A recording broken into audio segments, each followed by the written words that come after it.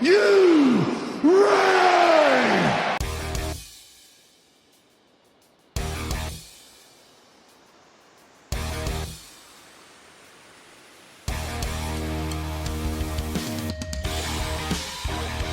This is the D-Generation cliX podcast with your hosts, Who is Ravage? Ryan Ruffman, Ravage. Hand me that bottle cap. Miles Kane, Hand me that paperclip. Grab that twine. Gun wrapper. Daniel Schwab, We Best friends. Asgard to Mouth, and Pete. cause I'm just me.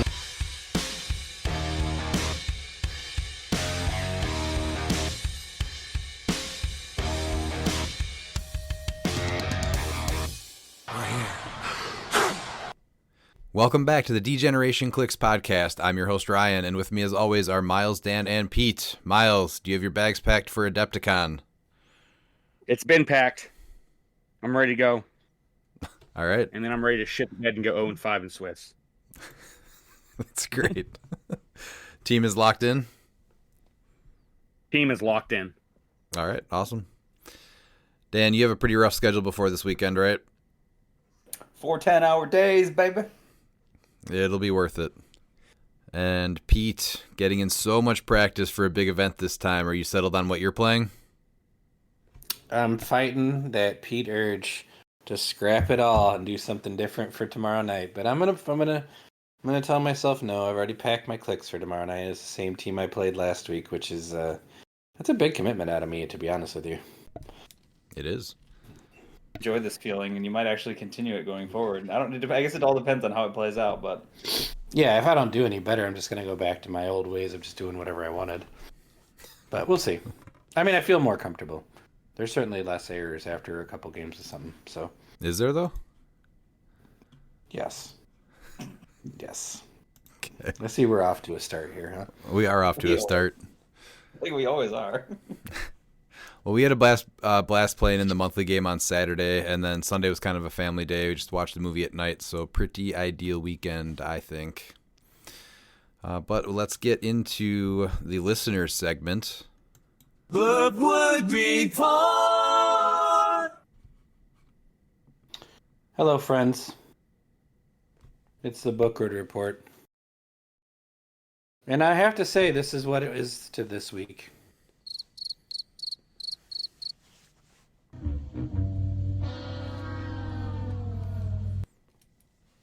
I have nothing to share. Bookwood let you and me, the community, completely down.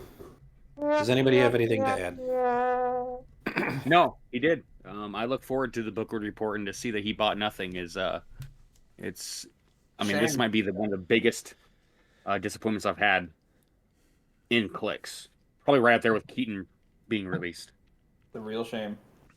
Well, we are off of our normal recording schedule, so this is Sunday, so tomorrow's Monday. He should be showing up to the practice event, and all I can really hope is that I'll be able to slap him around a little bit before Adepticon.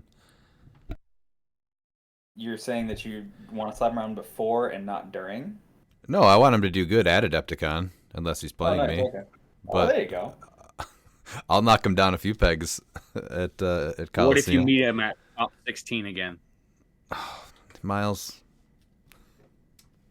You're supposed to say you're gonna get your win back. Like, that's all. Like, okay. You allowed him to win last event for you to be at Adepticon, which is bigger, to then trounce him. Yep. So, That's what it is. I need my vengeance on the bigger stage, I guess, now. So if we do meet up, we meet up. No mercy. Sweep both of his legs. That's right. I will say, Put him in a though, body bag. after we finished our monthly game yesterday, and he messaged me, I think it was today, when we put out the dates for the next two, and he actually said that he thinks he's going to be able to make the April game, so we might see Bookwood at one of these monthlies soon. He's gonna play a potato. Yes. Oh, he just gets to do it with my BS then. That's gonna be awesome to watch. 4-point Superstore. Let's see it, Bookwood. Let's see it. Put your money where your mouth is. Yeah, that won't. Do I well. mean, it'd be awesome to see him come play, but it's a lot different game than you're used to. I'll tell you that. Oh, there's a learning curve for sure. Yeah, unless you're Looper. Yeah, because all he does is win. He does. He's like Tim Tebow. The ringer. Mm-hmm. Is that what you want to compare him to? Is that because that's not really the like continuous win football player? I guess. Are you really? You should Yeah. look at his stats. No, that's all he does is win. Okay. He got fired after winning a playoff game. So yeah, It just seems like an oddity. Real short career, and then he went into what was it? well, because no one gave him a chance. Oh, Heisman Trophy winner, college player. What I'm trying to say is that Looper's good, but like no one really gave him a chance. But see, unlike the Denver Broncos, Generation cliX isn't. We're not giving up on. We believe in him. Okay. I was gonna say, I don't think I ever like dismissed him ever. This is what I'm always saying. You don't have to have anything for these podcasts. You just introduce an idea, and we just produce content. Yeah, I don't care what it We is. just got to Tim Tebow with Looper from the Yeah. Bookwood Report. All right. Well, this week is Adepticon, and the entire Degeneration cliX team will be in attendance. Miles, you're flying in Wednesday night, correct? Wednesday afternoon. I'll be in Chicago at like 1:30 p.m. Okay. And then, And then I think it's only you and I that will be at Adepticon on Thursday. Are you doing anything? isn't there just sealed on Thursday? Yeah, so Thursday is the Supercharged Seals and BRs, and I already Yeah, signed up for I'll some of probably do- those. Those run through Sunday. Yeah, I haven't signed up for anything. So if there's openings, I'll sign up when I get there. Okay. But yeah, BRs I think should be with Spider-Verse, and then the Supercharged Sealed I believe is 2 Spider-Verse and 1 Collector's Trove.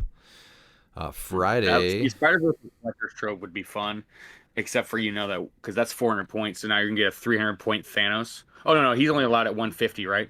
They Didn't would they have to say make that? They would have to make that call. I don't know if that's an official ruling they'll do at their event. Yeah. I've seen that Common ruled. Thanos is 100 points.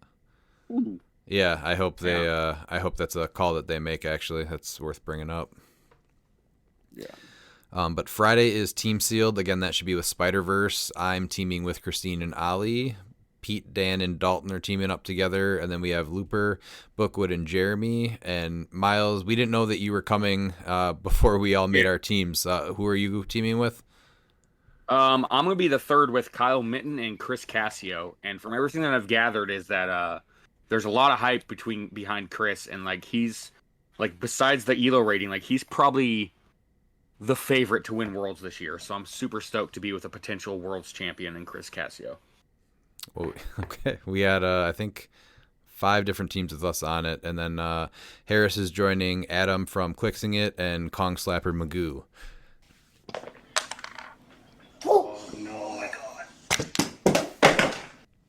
Now, odds are you're playing your super rares, your chases, and your primes that you pull, but we wanted to look at the CUR for Spider-Verse and kind of point out what pieces that deserve a look at for your team when you pull them, because a lot of times these events do not have that much time to team build, which is my biggest complaint about them. So if you at least know what you're looking for, that can kind of be a help. So starting off with the 001 Spider-Man here, 45 points. What do you guys think about this guy? No, He never leaves the booster. I was gonna say I don't like him. No. All right. What about the 002 Mysterio Expendable Goon? Yes. Yep. You keep all your goons. Yep. So worth noting though, this is the guy that the chase and it's the uncommon make. Yeah. Yeah. Right? Yeah. Yeah. So He's good by himself. he is, but odds are you're gonna get an uncommon Mysterio, and you're gonna want all of them to be with him on the side. So you're not using this guy as anything that goes towards your team building. But whoever gets the uncommon Mysterio, or I mean, if you pull the chase Mysterio, awesome. But this is the piece that you want for that, because there's a lot of different Odds are- tricks. You've never seen me play sealed, so I played this guy a bunch. He's great.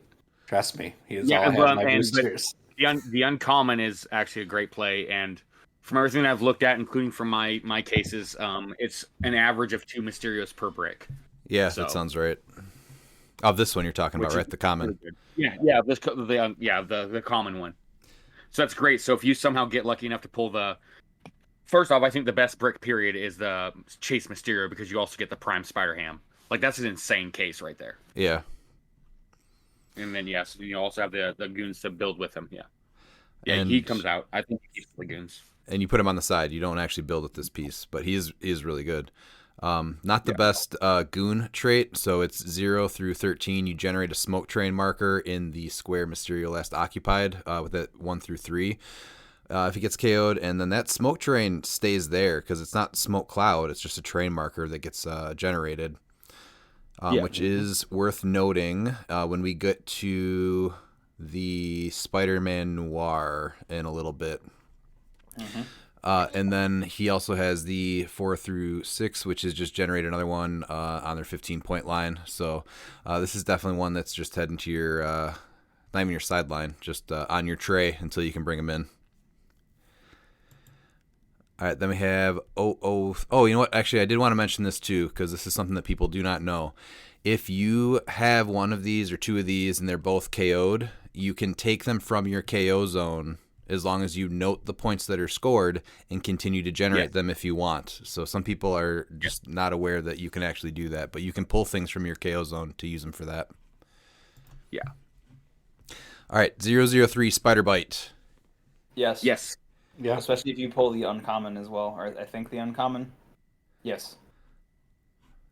Anything you want to add to that on no, what she does? It's the trait. So her damage power is that she's got her whole dial is adjacent opposing characters can be targeted by friendly characters with Spider-Man team ability regardless of line of fire.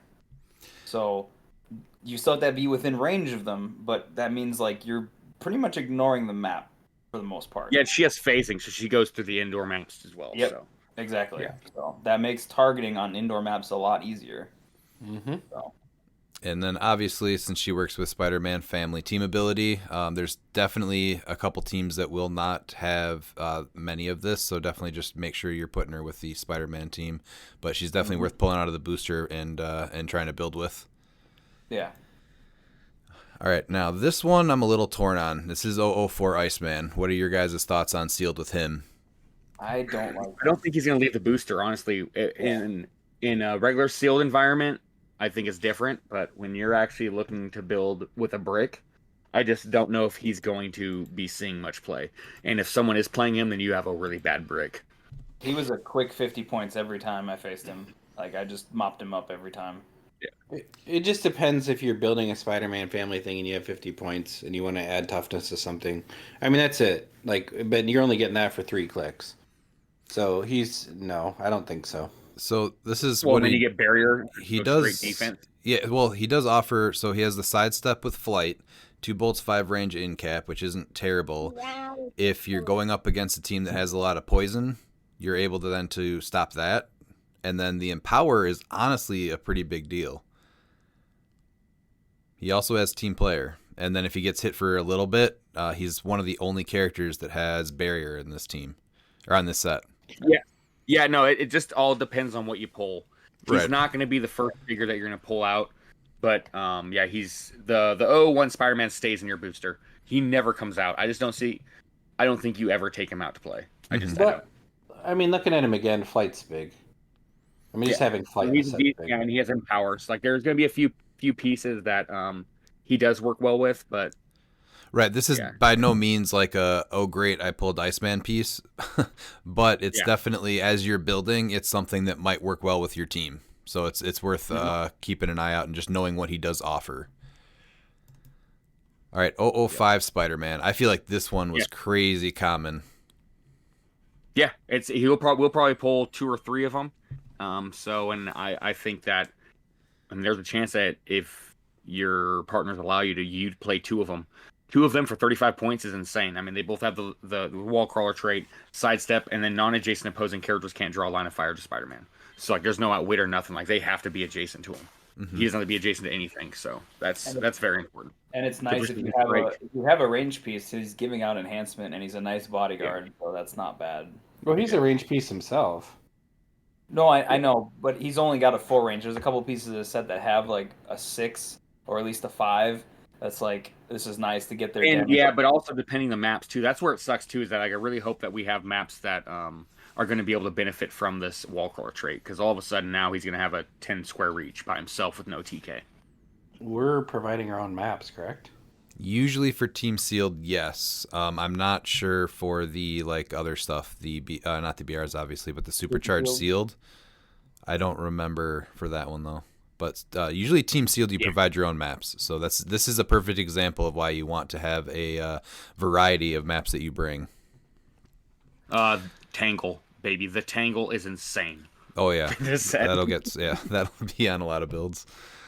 Also worth noting too, Spider-Man set a ridiculous amount of 4 through 6 rollouts. So the precision strike that he offers is great. And I think Dan, you said enhancement, right? Yes. Yes. Okay.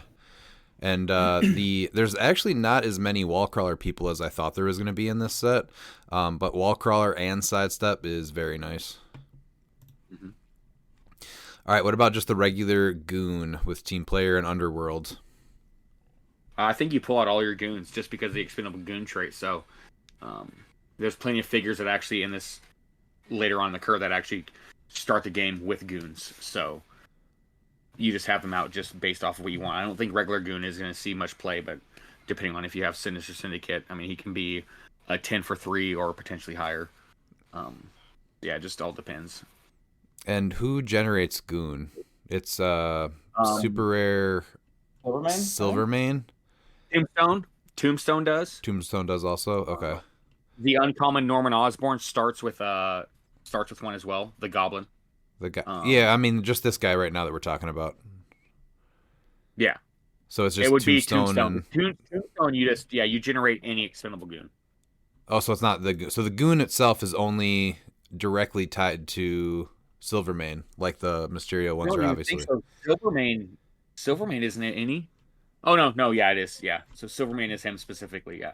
So if you get Silvermane, this is who you're pulling and putting to the side with him, then, so he can specifically generate him. But if he's on the team with other other goons that have that expendable goon trait, you can bring them in later after they get KO'd. Yeah, because Tombstone you generate one at the beginning of the game, and then if you're first player, you generate 2. It just has an expendable goon trait, so anyone. Okay. So, which this one there's going to be isn't the worst one to have. No. All right, and then going into the next expendable goon is the Inner Demon. Oh wait, sorry, we didn't go over his traits. I don't think were that great, right? It's just when a friendly character uses leadership. Yeah, it's a 3 through 6. He doesn't have anything. Yeah, he just respawns 3 through 6. So there's a better chance that he comes back. Okay, yeah, which isn't bad. Yeah. Inner Demon, his is 1 through 3. Friendly characters can use shape change this turn, even if this is lost, which that's pretty insane. And then the 4 through 6 is generate another expendable goon. This guy just has Underworld. He leap climb with blades, combat reflexes, and shape change. And this is the one that is generated by Martin Negative Lee. and Martin Lee. And Mr. Negative. Is there any other ones? Or that's it? I think that's it, right? No, Okay. he's the only one. Again, not worth playing him at 50 points, right? No. He's insane. Yeah. At 15. No, you want that shape change. Yeah, he's insane at 15. He's just an annoying tie-up piece. So again, you're pulling this guy off to the side and most likely playing him with either Martin Lee or Norman Osborn. Otherwise, whoever has the most expendable goons, there's definitely potential you bring this guy in. It's not. No, it's not Norman. It's Mr. Negative or Martin. Oh, is that what I said? Yeah. Yeah, Norman gets a Goblin Army, which is later. Yes. All right, and then these things are crazy good. The Black Symbiotes. What are you guys doing with these ones? 15 points. 15 points. Black Symbiote, I think you actually KO it. I think it's important and sealed. You want to get your attackers loaded up, and if you can KO him because it's pretty easy from elevated or whatever, I mean, there's almost a chance where you go down 15 points just to get that super strength, shape change, and steel energy. Now, I agree, but I will say those 15 points are a lot. On a lot of the games that I played over at Champion Clix, that was a lot of points to give up because the games were close. Also, these are great tie-up pieces, so I don't really, like, I will gladly have my flyer carry this guy up and just drop him in front of the team and be like, okay, cool. Yeah. No, yeah, I have a rollout and I have either reflexes or toughness, and the red one's got poison and close combat expert, and the black's got exploit. with Quake. Oh yeah, no, you only go to KO him if you have like just a bonkers just alpha team, because your brick was insane and you decide to be the person to try hard and just leave your partners with nothing, so you have to win. Yeah, otherwise, like, I'm totally fine with just playing these. Like, they're amazing. Like, I played both of these in like every one of my sealed games that I've had, and they Yeah. perform super well. And so same thing, never played them at 50, but 15 points, right? Yeah. Yep. And it is worth noting that these are standard size, even though they look like they probably should be tiny. So they do body block way better than they look like they would. Mm-hmm. Yes. All right, next is Man Mountain Marco. This guy, just crazy beat stick. You play him at 60. Yeah. I mean, you can even play him at 40, I don't- honestly, yeah. Yeah, 40 or 60, but yeah, no, you pull him out and because he's gonna be that point filler that is just that he's that power common. Like he's the 300 point Thanos in the set, which is where it should be. Is like this, it's he'll make it. He's just Like an there's a incredible- potential that all three, you and both your partners, all three of you use Man Mountain Marco. He's insane for 40 and 60. I was gonna say he's just got a lot of clicks for 60 points. Like that's a lot to chew through if you don't And have even outwit. 40. Yeah, Yeah, no, I even know. 40, he's got 6 clicks. Now, for the extra 20 points, though, you do get the Empower. So if you can put him on a team that is more close combat oriented, that's even better. Just have like a whole brawl and super strength, so you're playing the blocking terrain. Yeah. Oh yeah. All right, then we have 010, which is Spider Bots. Thoughts on this guy? I think you play main force. I Yeah. think he's one of the better spinnable goons to play main force. Yeah, the one penetrating Just could be because of big, Yeah. and they are actually tiny. Just so we're But it's very important that there is some instances where like you actually don't want to generate another goon. You want to do that one pin. Yeah, that's definitely come up a few times. I will say, too, that this guy also is generated by the 047A Superior Octopus. And definitely worth having him because he works really well with him. So you can... And my case had 5 of him. So one of the bricks had 3. 3 Spider Bots? 3 spider bots. Yeah, because I had 5 or 6 in a case. Okay. But yeah, minimal drawback. It's got stealth poison and shape change, and then it has improved characters and elevated. So it's only got the 15-point line, so definitely worth his 15 points. Yep. So yeah, I would say main force unless you have the superior Dr. Octopus, the A side. yeah. You're gonna build out a Spider-Man family with one of these or a couple of these, and they're great. They're worth the points. Yeah, for sure. 15 is great. 011 Ghost Spider. Yes, low dial. Yeah, and the only reason why I say low dial is because you don't have motorcycle and sealed. Thank God. I was gonna say I would still play her low dial. Her TK for 30 points is great. So And she's one of the minimal or few pieces that actually has TK in this set. So yeah, this is an auto play. You pull all of the ones that you get of her from your boosters, and she's on 2 different teams. yep. Yeah, and there's a lot of her. I think I had 4 in a brick. 4 in a brick? 4 in a brick, yeah. I have like 7 of her from 2 cases, or from a case. Wow. bricks. Okay. I think we had 2 in ours. I think we had 2 in our brick too. So yeah, you definitely should be getting at least 2 of them, and that is an autoplay on 2 of your teams. Yes. Then we have Spider Clone. Thoughts on this guy? 25 I mean, he's points. a decent tie-up piece. He's a great tie-up piece. 4 or 6 senses. He's got not bad reach for 25 points. Like he's the wall crawler plus the charge. It's not terrible. Like if you have the 25 points, that's definitely not a bad piece to throw on. I mean, his attack sucks, but I mean that's Yes. So he's throwing gonna him, be used. throwing him in yeah. your filler pile at the very end. Maybe he makes it. He's not doing anything special beyond that, though. No, he's just good filler. Like, he's 25 Yeah. points he's 5 clicks long, so he's an investment to kill in general, and he can still hit you because even if you hit him for 3, he's now flurry with reflexes. Right. Yeah. All right, then 13, Dr. Connors. Oh, He's making your team. yeah, he's Yeah. like Every one that I pulled in my case that I have with me, he in his same booster was lizard. So, which is perfect. Which we'll go over, lizard in a little bit. But you're main forcing, obviously, this guy. Yeah. Do you even care about the lizard though? It's just something I've never seen him get brought in. I had him on my team as just an option in case like It's something there that's there, because Yeah. there could be something where like, oh man, this is huge. Like I could really use this.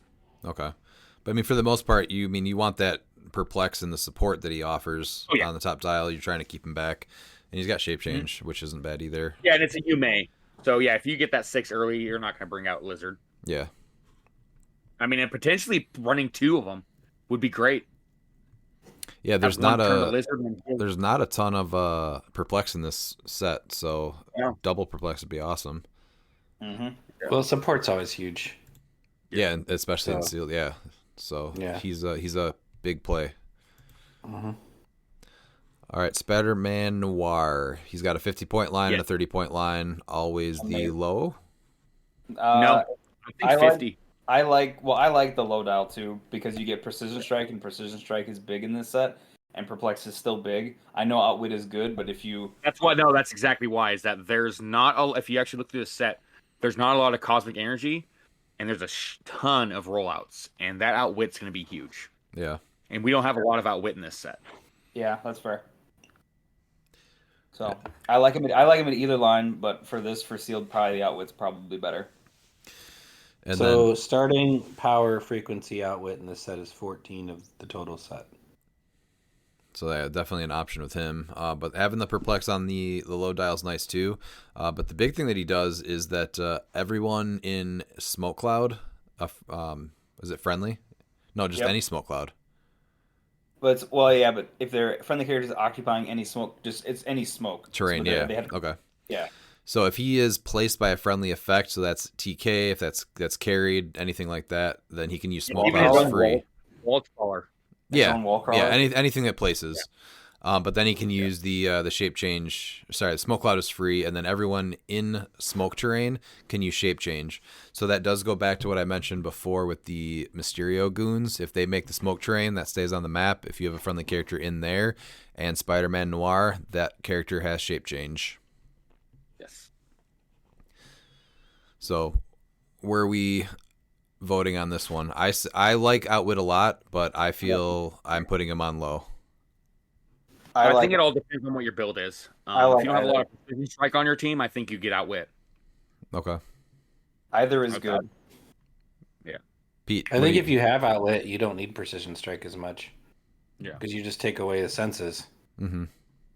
So I think you play him at 50 just for the 3 extra clicks and there's higher attack value. There's the other figures with Outwit. That's where it's like, okay.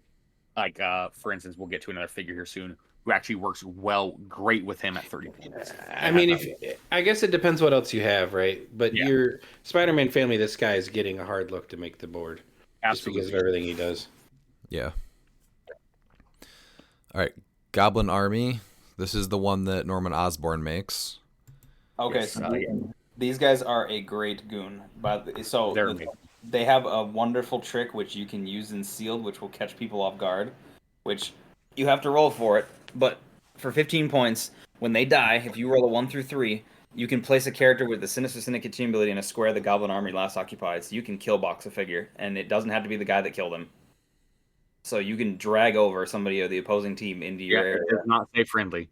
Nope. So, you just yoink somebody. I did that twice during sealed and just pulled something over and immediately killed it. Yeah, that's pretty good. And it's very easy to kill him yourself with only having Willpower. Yeah. But I just put him out there as bait. I didn't even roll the shape change. I was like, nah, that's fine. Exactly, yeah. Dude, whoever you talked into letting that happen. The second you looked at me and you said, no, I'm not going to roll shape change, I'm like, I'm not making that attack because I don't know what you're doing here. Yeah, exactly, yeah. Now, what's interesting, though, is that his point values aren't bad at all. Instead of the 50-15, it's 30 and 15. He's, again, flight. He's less clicks, too, though. He is, yeah. But he fits on your team if you end up doing like the stealth isn't terrible, but the flight with an 11 attack energy explosion 3 shape change. I feel like this is a possible main force person. Yeah. Yeah. Oh yeah, for sure. Mm-hmm. Yeah. So, but yeah, I played him. I played him specifically for the trick. I was like, I'm just gonna use this as bait and see what happens. So, Which yeah, you're probably playing him on the 15-point line because that plasticity with shape change is pretty mean also, just to tie up and try to pull that off. Mm-hmm. But keep in mind that Norman Osborn makes him, so if you're playing him, not a bad idea to try to save him for him to generate for free. Yeah, that was what I did during Team Sealed. I played Norman, and so I spawned him in at the beginning of the game. Mm-hmm. All right, then we have the first of the uncommons, which is Spider's Man. This guy's got a decent dial for 40 points at the Empower, and then still super senses with tie-up pieces. Where are you guys on this guy as far as maybe or definitely? Well, he makes some swarms that can be masterminded too, that have sidestep, and they also have empower, even if the friendly characters have to have the Spire family. So, like, that's fine, I think. So maybe, or you're probably trying. He's okay. Yeah, no, I'm sure out of 3 teams, I'm sure there's a team he's gonna make. If you're close combat heavy, the Empower is not bad, and with the mass amount of power you can potentially get, I mean that's like suddenly things are hitting way harder than they normally would be. Yeah, Stealth 4 through 6 inches. 4 through 6, exactly. Yeah. So. And yeah, hard to outwit because he's got the stealth. So, and 40 points is not bad. He's not bad. I've played him. He plays better than 40 points, especially when you start to get the swarms. Mm-hmm. Because you get a lot of options with the swarms. Yeah.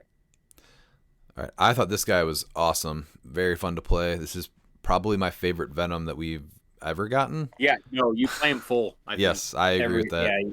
Well, I was gonna say he's your leadership, so there's that starting off, and then he's also just a solid figure. So yeah. He's got the plasticity shape change traded. He is 100 points at full, but it gives you that 12 attack, 4 damage, and a 19 defense.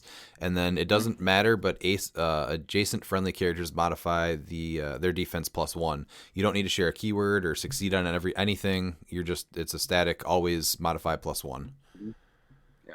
And then he's also got a cool little trait too, where you score an extra 10 victory points if you KO something less points than him. And odds are, if you have a 100 point figure here, you're easily doing that with all the goons and stuff like that. Mm-hmm. Mm-hmm. So definitely, I would play him at 100 points. Miles and Dan, you said the same? Yeah. Yep. Oh yeah, he's great. Like, he's amazing. I'm happy I got one. Pete? Oh, 100 every time, especially in sealed. Yeah, he's a ton of fun. Yeah. I hope we get this guy. All right, then we have his B-side, which is not a prime. This is Bedlam. He's 120. Really? I think you do still. Yeah, I really do. Especially if you pull the glider, especially, yes. What are you doing with the glider? Just giving him flight that's important? Flight, reflexes, and precision strike, and then he's a nasty tie-up piece that you can't shoot at because he's got the symbiote physiology trait, and then he's a 20 up close with double prob. Yeah, he'll be able to prob himself twice. That's 135, but yeah, that's not bad and sealed for the ability to do all that. You just got to keep him. Yeah, hope you get map. I would say that that would be big. Yep. I know it's not it's just it plays better than you think it does. I guess is the best way I can put it. Would you say never 65? No, with toughness and that. Like, yeah, he's got shape change, but he just feels like you blow through him real fast. And the prob is huge. There's also not a lot of prob in this set either. What about if you don't have the glider? Do you think he's still worth that 120?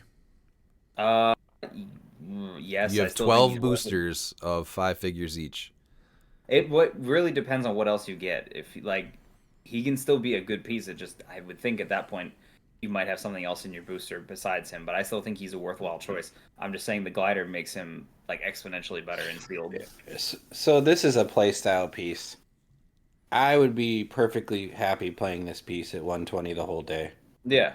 Because this is an aggressive, get close, fight it out type of thing. Mm-hmm.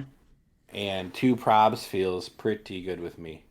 And the fact that he has hypersonic super strength, so maneuvering terrain. Redmond, you know how much you like to finagle terrain around. So him being able to do that is really, really good. Put him on the tangled map. He ignores elevated, and he's just gonna just have fun. Yeah, and if you do pull the glider, that gives him precision strike and +1 speed. Exactly. Yeah. So he's an 8 hypersonic. So yeah, I like him way more at 135 with the glider. I would say, you sold me on that. Yes. Well, I didn't think that would be too hard of a task. There's a lot of stuff that I like with the glider. And I'm Glider's honestly, great. I wasn't huge on him because he's 120 points. But honestly, I don't know I'm playing him 120 points, but I might at 135 with the glider, I guess is what my point is. Well, it's the fact of like you're making him unable. Well, for the most part, unable to be shot at, and then okay, you've got to punch a 20 consistently. Like that's rough. Yeah. Sealed. So there might be a place there then. And then the impervious is nice too because there's not a ton of outwit and not a ton of exploit or pensai. Nope. So. Mm-hmm. All right, so let's go to the uncommon Mysterio. Definitely playing this guy, right? Yeah, and I almost think especially you can play him with the 30-point Spider-Man Noir. I think it's very important because Yeah. you're going to get outwit and now you get perplexed from him, and then he has the smoke cloud. And when he makes it, that's when you generate the Mysterio clone. So you actually want a power action smoke cloud. Everyone's gonna have shape change, and the cool thing too is that like afterwards, like after you generate the Mysterio clone, you can place him adjacent to it. Now with this one, it is worth noting you do need range and line of fire. Yeah, But still really good, yeah.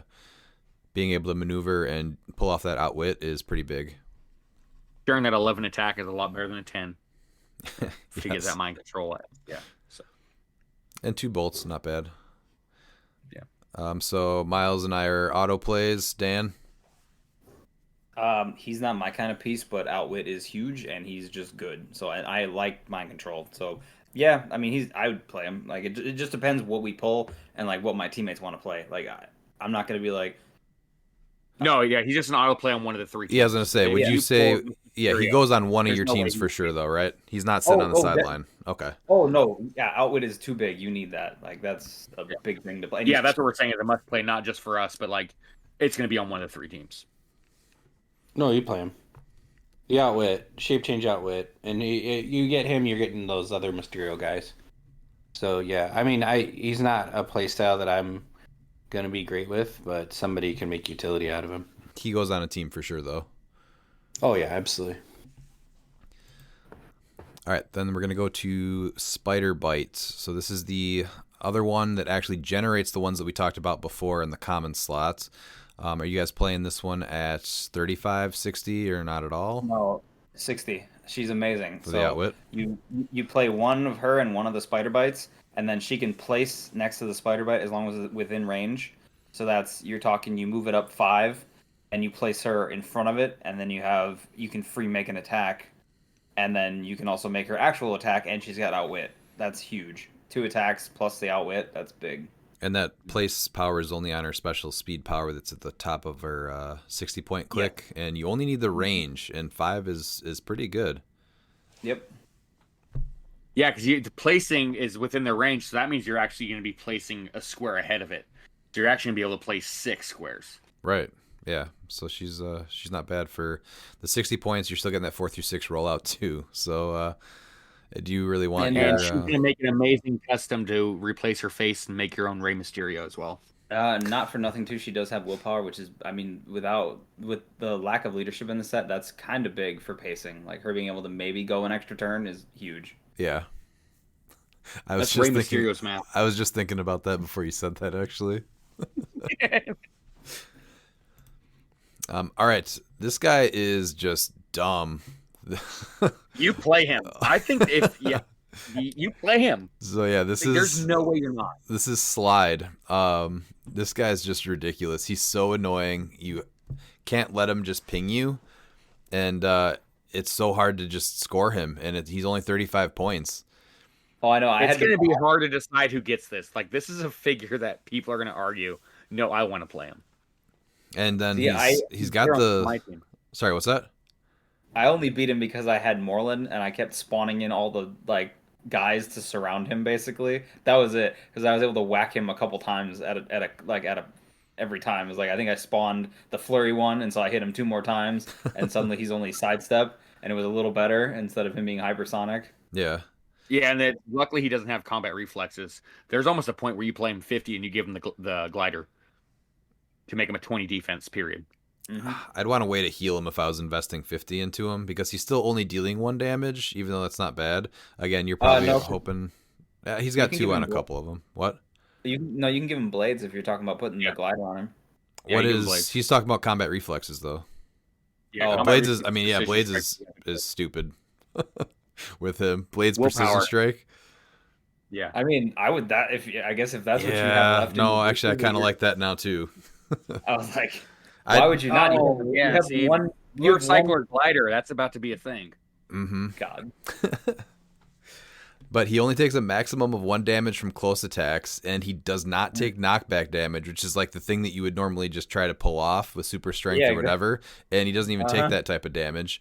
And then when he's hit by an attack, Yeah, that's if he's hit by an attack after resolutions, you may knock him back in the direction of your choice. So then you're able to get him out of range, unless they're flurrying.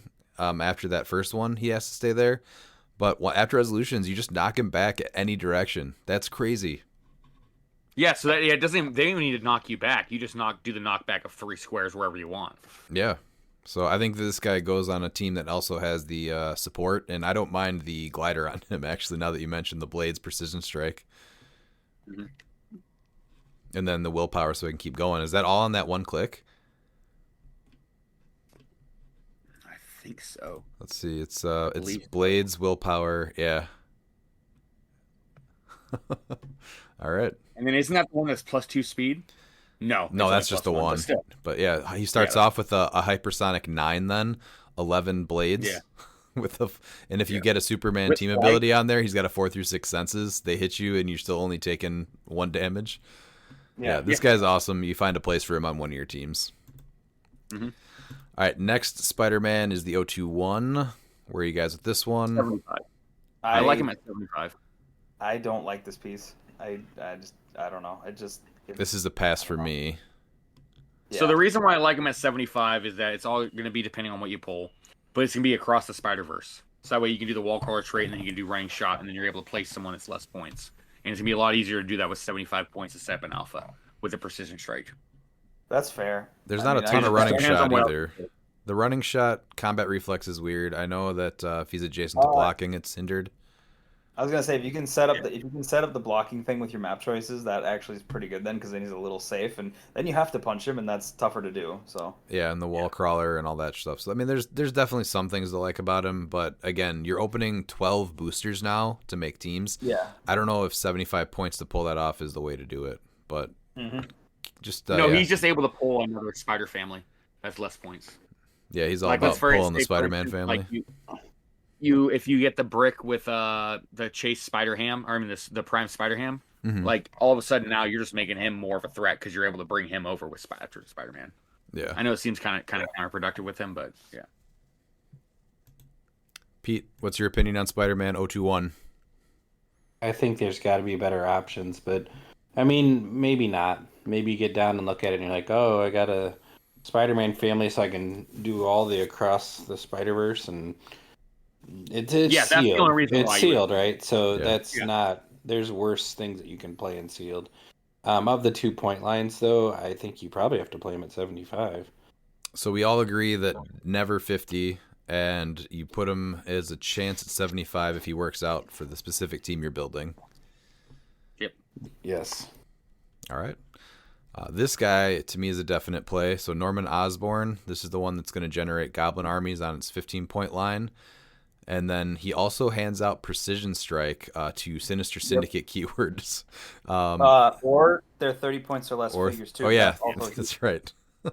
It's So insane. he himself is only 35. He's giving you leadership and he's giving you TK. And if he TKs somebody that shares a keyword with him, which is Dark Avengers, which won't come up, but Sinister Syndicate, Symbiote, Thunderbolts, Politician, Scientist, that's crazy. Oliver played him with Spider-Punk. He was TKing him because they're both Politician and doing 6-range Pulse Wave. Yep. So the Bedlam with hypersonic speed. Now this sounds crazy, but You modify or you replace and then modify. So he's actually going to be able to get TK'd by him, and have a 2 range Yeah, with his hypersonic speed. So it's worth definitely keeping that in mind if as a potential. it's gonna be hard to figure out who wants this because, but this right here though decides whoever gets him, the other two people are gonna be playing your Ghost Spider. You need TK in this set. You do. Each team should have TK. So there's gonna be 2 teams with Ghost Spider, and there's gonna be 1 team with Norman. Yeah, that's a good way to split them up. But keep in mind the way that his TK works, because there's definitely some huge things that he can do. Ghost Spider is just a good TK. Yeah. Oh, I did it with Hypno Hustler because they were both politician as well, or it was either that or scientist. And I had 5 bolts with 7 range, and I was hitting everything. Yeah, that's insane. Yeah, autoplay for sure. Pete, do you hate Norman Osborn? No, I love him. Okay. You guys covered it. If you're not playing this piece and you put it back in your booster, you may want to reconsider what you're doing that day. All right, what about the next one, Mr. Negative? Dan, I know you're pretty high up on Mr. Negative, right? If you pull the swap, I think they're actually great because him and Martin are a great pairing because Martin offers you a ton of support, and then he's a good mind control like other piece, and they spawn in goons too, which is just great. So yes, I think as a pairing they're great. Him alone, maybe because it's mainly because if you need a leadership, he's 50 points. He's leadership. He's got mind control. He's got underworld. He's got some stuff. It's definitely not bad. It's more of what else do you have? You should get the pair and a brick. I don't think we got Mr. Negative in ours. Keep in mind, this isn't. I've never heard this be like officially stated, but when you look at A's and B sides, it's not the same distribution. It's so I open a lot of cases, and same thing with like I opened the first brick that I opened, no Venom, but we got Bedlam, and I think I'm almost got every other. I forgot their uncommon. A, B, so yeah, that makes sense. Yeah. So yeah, the A's and B's are always harder to get as many of, because I've opened a ton of cases and I'll have like 6 of some of these and sometimes like 2 of these guys, the A's and B's. So definitely harder, but both offer leadership. But would you ever consider splitting them up so that 2 teams have leadership? If you don't have any other leadership, yes, probably. I think there's other leaderships though, because I think you're gonna get a Norman in every brick. I think there's tons of other leaders because I think you need them together if you're gonna play them. Okay. And he makes the inner demons. Yeah. So again, those are the ones that if you are playing this guy, which definitely good reason to, you're pulling those inner demons off and putting them off to your side for him. So your leaderships in this set are Norman, Venom, him, Martin, Tombstone, Ashley Barton, Spider-Punk, Spider UK, Moreland, Silvermane, Vulture, Doc Ock, and that's it. So there's not actually that much in the main set. No. What, 3, 6, 9, 12 characters that have it. So and 2 of them are chases, and one's a super rare. So and when you start getting into the rares, who knows what you're gonna pull? Yeah. All right, going to Scarlet Spider. 70 points. I don't like him. No. He actually did really well for me. I'm not saying like he's your auto play, but he actually did. I mean, yeah, you have Prob. Yes, and his regen is free was actually pretty big. So with the lack of outwit and his rollout, like if he did get hit, he didn't die most of the time for me, and I just regened him for free every turn, basically. For me, it's the 10 attack and 70 points. Yeah, I agree. The 10 attack sucked. There's only 11 pieces that start with Prob in the set. The 10 attack is terrible, though. Would you this is the thing, though, like, are you throwing him up there for the Prob and put him in danger? Yes, I did, yes. Because I was like, well, I have regen is free, I have that. It was a gauge of did they have outwit. If they have outwit and he's going to just get outwitted and killed, then no. But if I wasn't worried about that, I'm like, well, I can probably live, and worst case, he might take some damage, and I can regen next turn, and I'll be fine. So. All All right, let's go down the list then. Miles, what are you saying with him if he's in your brick? I won't be using him, but I'm sure one of my partners might. Just depending on prob. But yeah, that's Dan, where are you? tough to give 70 points for a prob piece that's not going to be one of your main attackers with a 10 attack. Yeah, that's kind of where I'm at with him. No, I don't disagree with that. It was more like we didn't have a lot of prob in our brick, or I think I gave up most of the other probs to my other two teammates, and he was what we had left. Okay. I'm saying, yeah, he'll make the 3 teams, though. So I'm sure. You think he will? Okay. I think so. Well, yeah, I mean, he's got wall crawler, so he's got, an 8 square reach on his own by himself without TK. So that's not bad. And then you can get him into position to prob if you need to, which is that's a good thing. And like I said, I mean, it's not terrible. So Are you guys clicking the stat feature on units? Yeah. Dude, here's incredible, Clay, once again. So this is the breakdown if you keep going through it. So the average attack in this set's about a 10.7, and the average defense only a 17.7. So you're essentially swinging 11 to 18, right? Mm-hmm. So that prob is big. So where are you at with making it one of your 3 teams? It's going to make one of the 3 teams. I'm hoping it's not my team. Dan can have it. All right. Yeah, because he's not dying if he's on my team. So That's true. See, I feel like this is a guy that definitely could stay in the booster. I love prob, but I just think 70 points on a 300-point team is just too much. I don't disagree with that. 70 is a lot. If you've got a less expensive source of prob, you're going to take it over him every time. And it's not hard Unless to deal. 3 damage is, I would say, the average too. Is it say the damage, the average damage starting? It does. 2.8. 2.8. All right. So I'd say a lot. Obviously it's the average of 3 and 2 that you're seeing. But if he takes 3 damage, so he just needs to get hit once, and then he's off of that prob. But he has free regen. So He there's does.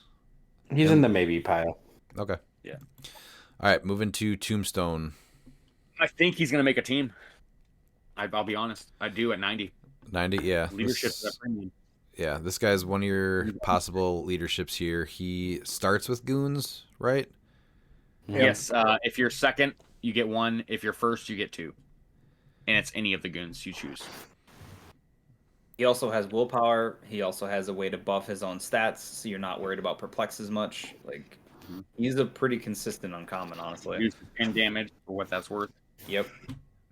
And if you don't have outwit, he is a tank. So. And don't forget that he does have a 4 range, so even though he's a charge piece, he can shoot if he's able to. TK with Norman. Actually, no. He gets 6 range. You're like, yeah, I'm gonna hit you. That would actually be funny if you start him on click 4 where he has RCE, so then he's a freaking 11 for 4. Well, potential 12 for 5 if they have 2 tokens. If you have 2 tokens. Yeah. That would be honestly funny. Not terrible. All right, going to Gwen Stacy. No. Yeah, This would 50 be a points for a sidestep, super strength, perplex. No. All right, Pete, booster, leaving her in there. Man, you'd really have to have not like bottom of the barrel left and a bunch of points left. I'm thinking just playing goons instead of her, honestly. Yeah. All right, this is the lizard next that comes in for Kurt Connors.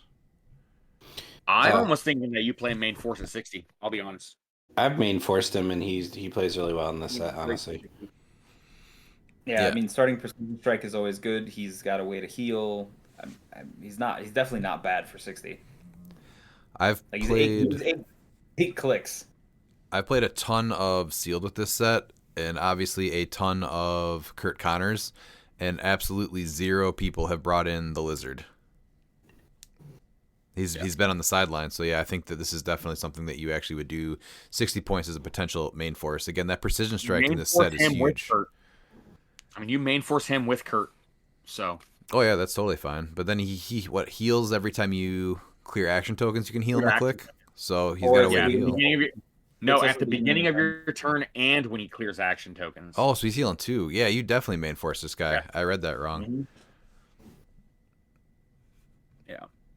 Where are you guys putting him as far as importance on putting him on a team? Like, I like this way better at 60 points than Scarlet Spider.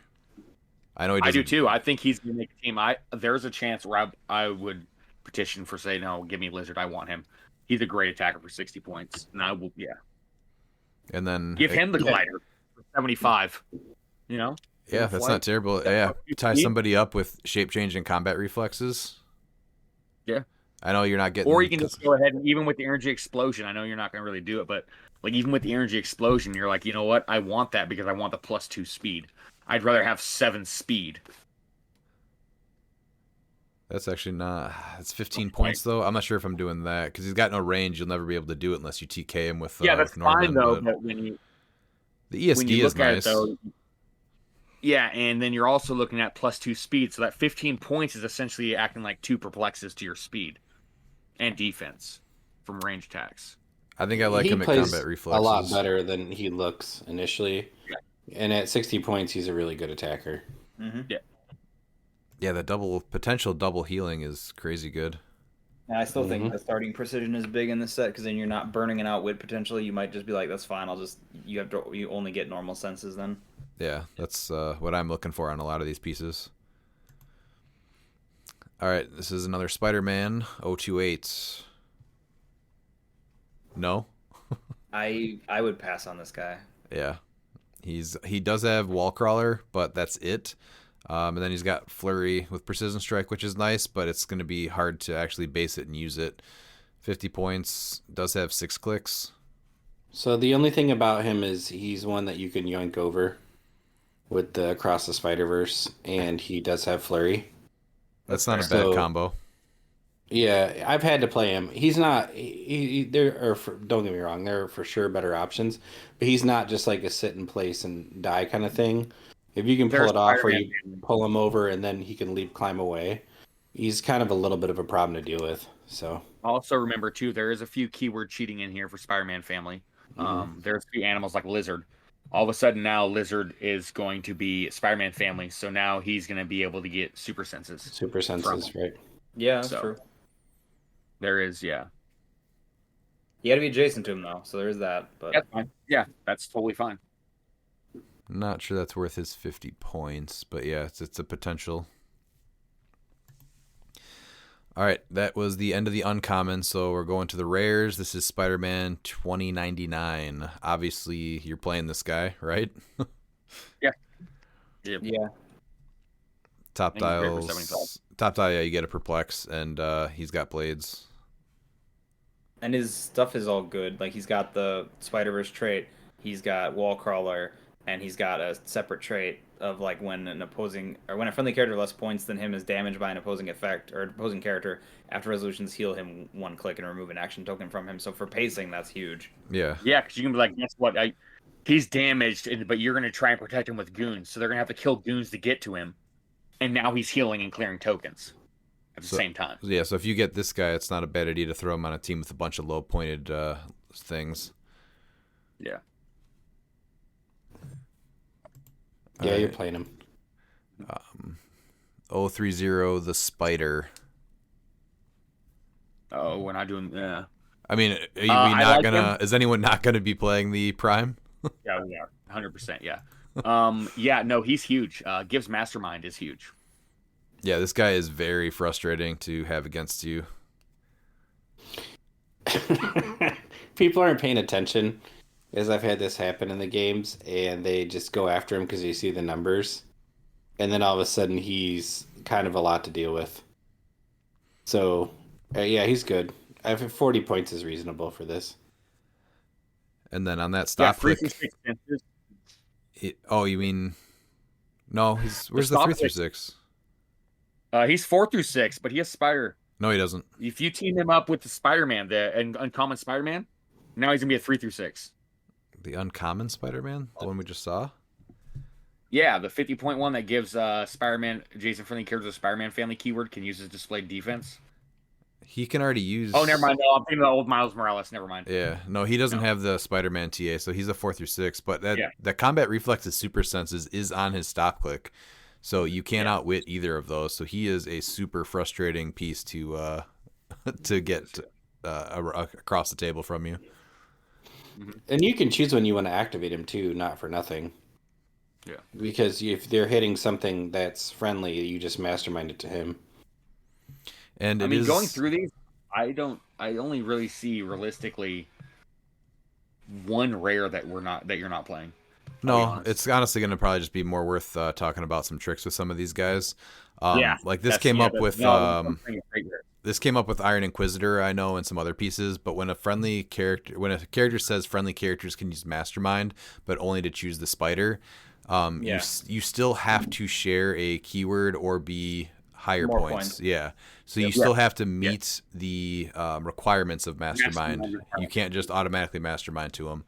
So that is worth noting because that's something that definitely comes up at every event. All right, the 031A Spider-Man, 70 points. I'm probably getting him. Yeah, this is 100% my piece. The Don't Die piece and Sealed is insane. Yeah, He's amazing. definitely he's worth playing, and he's great for 70 points. And now that we have that, during our set review, he didn't have the Spider Family TA, and then we realized that he did. He just became that much better because now he's at 4 through 6 senses. right. Yeah, way better. And he's extremely hard to kill with that Grave Train marker. And the charge super strength, he's at least a 12 for 4. What were you going to say, Dan?